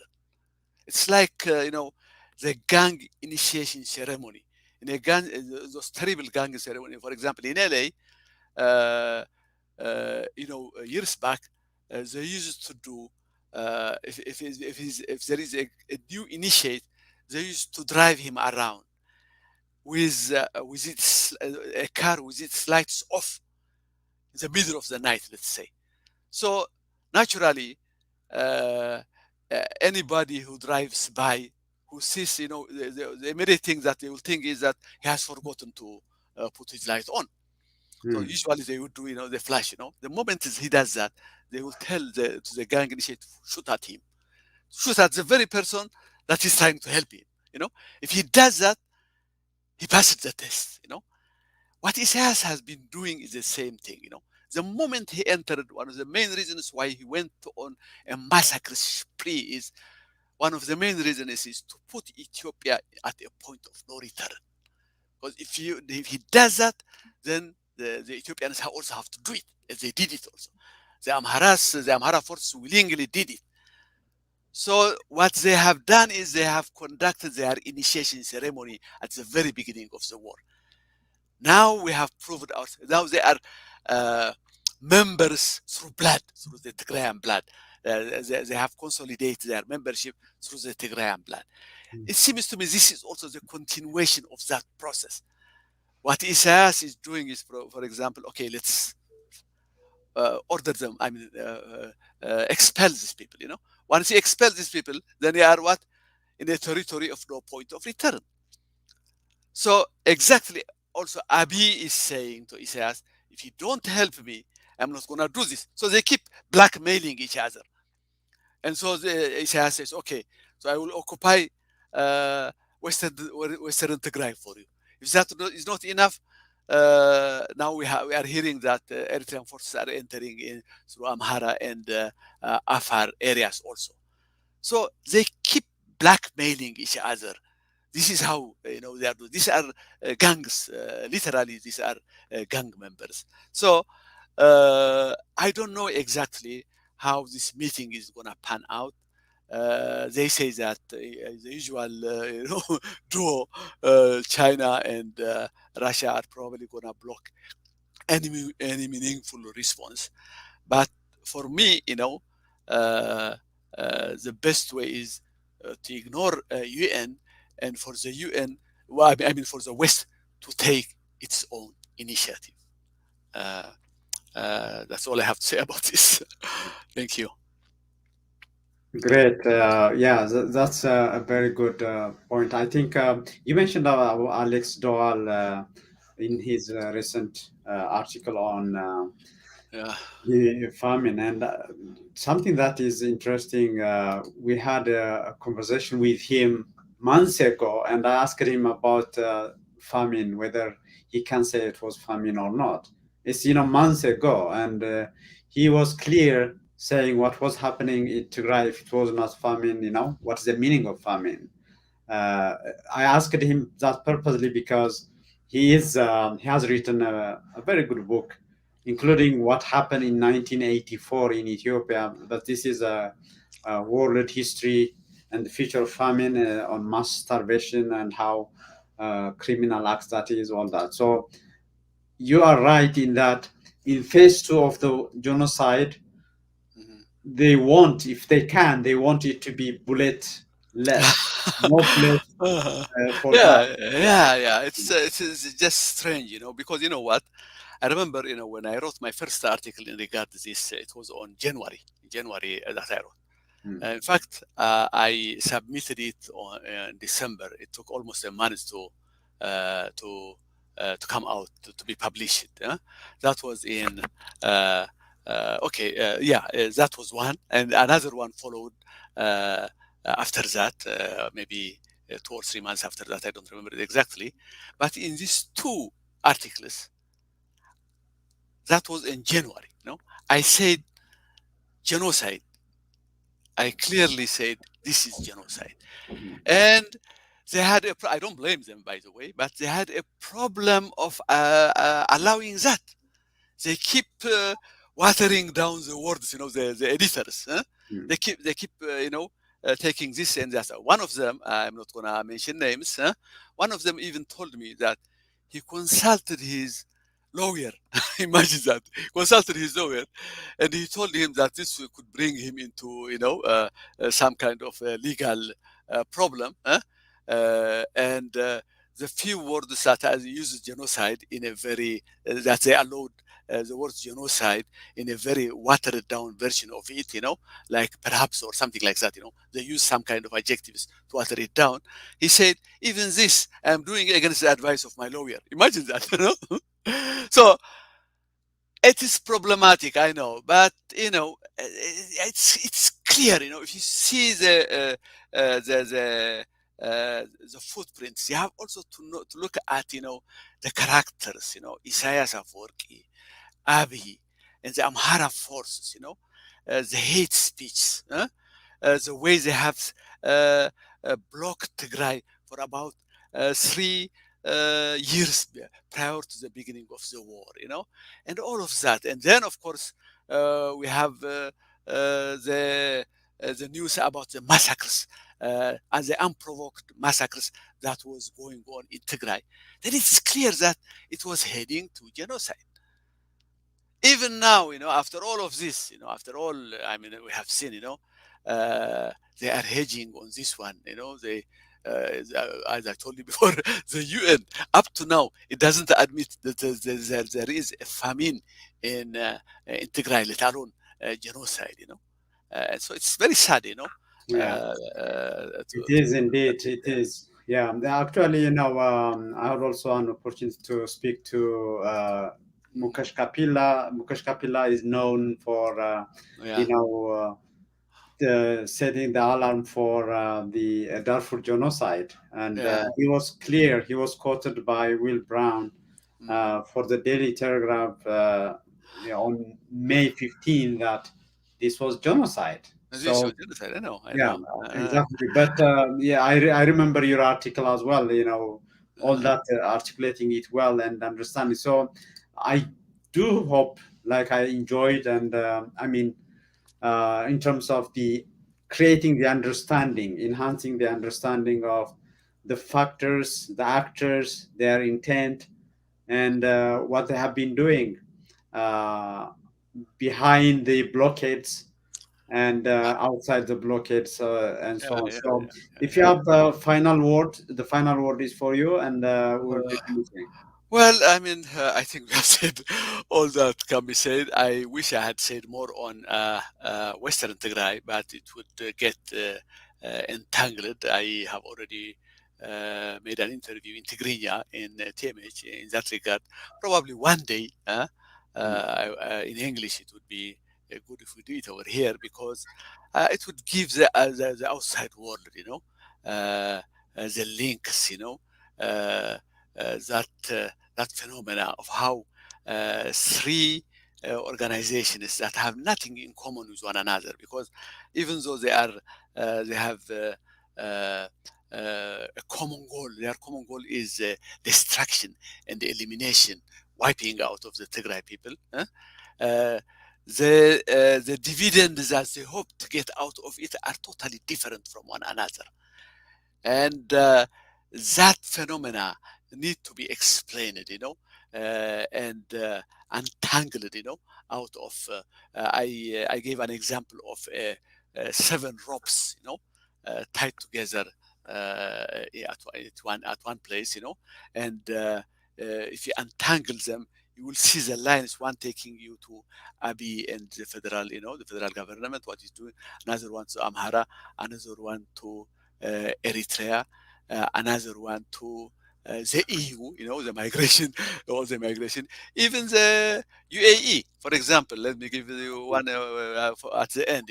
In fact, Martin Plaut, in Mekelle, Foresight in Tigray, he had the opportunity to listen to an excellent interview that he made in Mekelle Foresight, and he mentions one thing. He didn't say concretely this is what happened, but he said when Abiy, in his last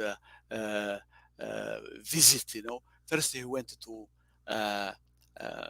UAE, and then he went to Turkey. And he probably gathered it. It could have been, but he said this is not concrete, It could have been that the fact that, since the US has been, pressuring UAE directly, not finance the war in Ethiopia.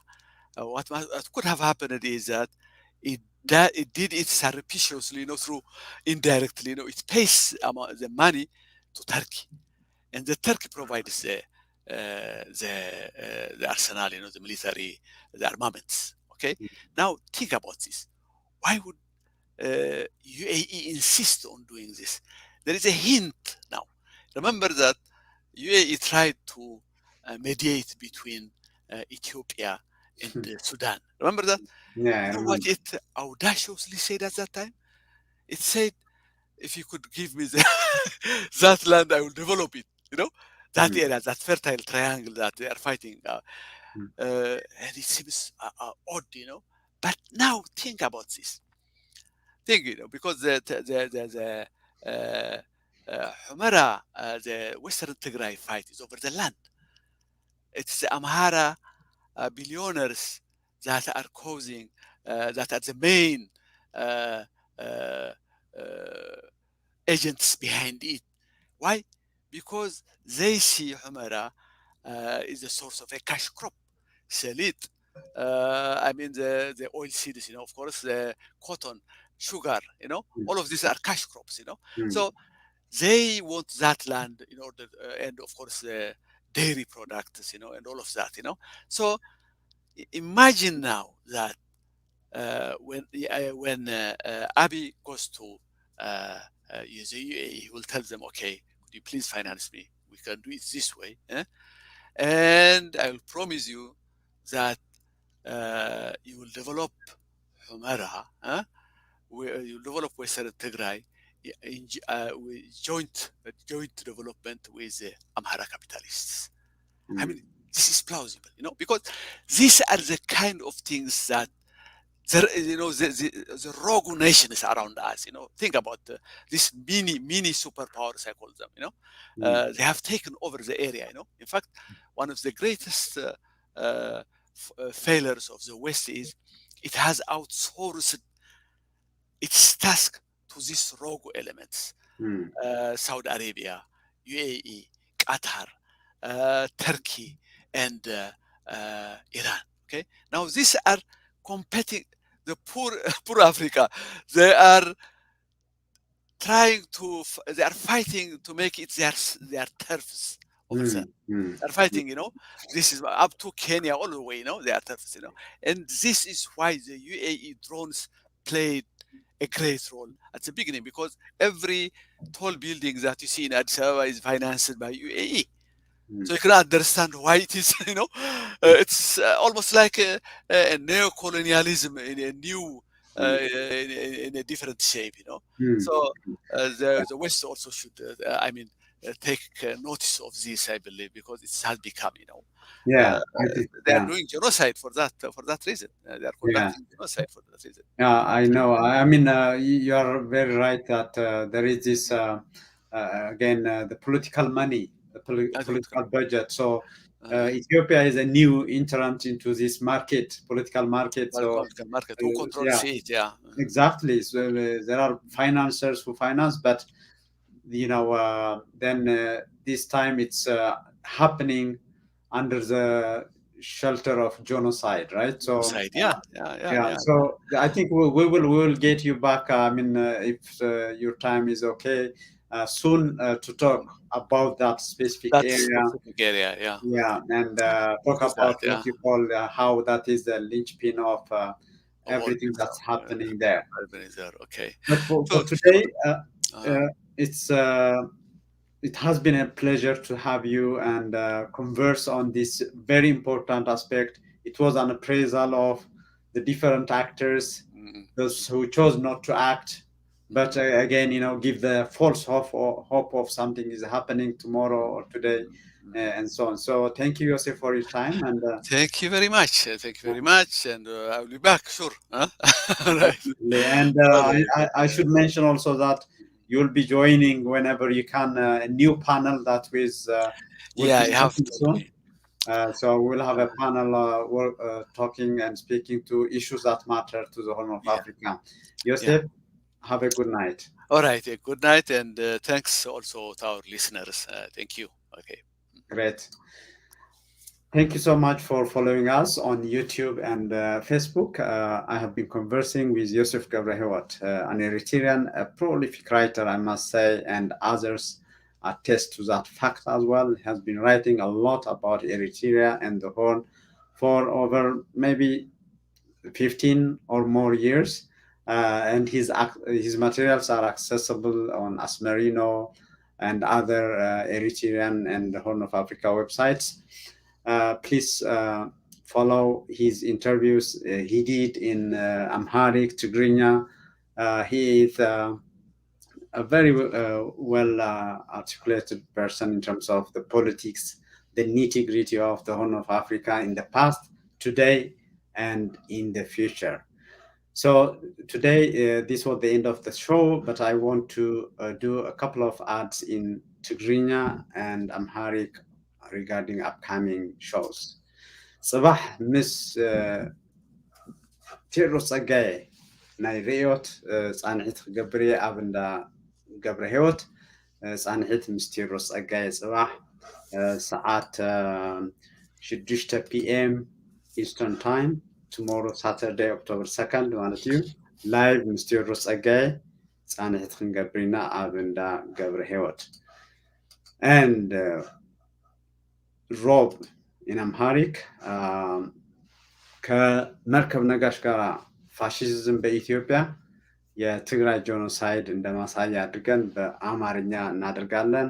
መርከብ ነጋሽ ጋር ሮብ ላይቭ ይሆናል ማለት ነው 1:30 p.m. Eastern Time ሮብ October 6 ከመርከብ ነጋሽ ጋር So that was the show for today. Thank you very much. Please share, subscribe, like so that many can access everything we do at UMD Media. UMD Media works for understanding, measuring, and doing, and it strives to contribute for evidence-based discourse and decision-making in the Horn.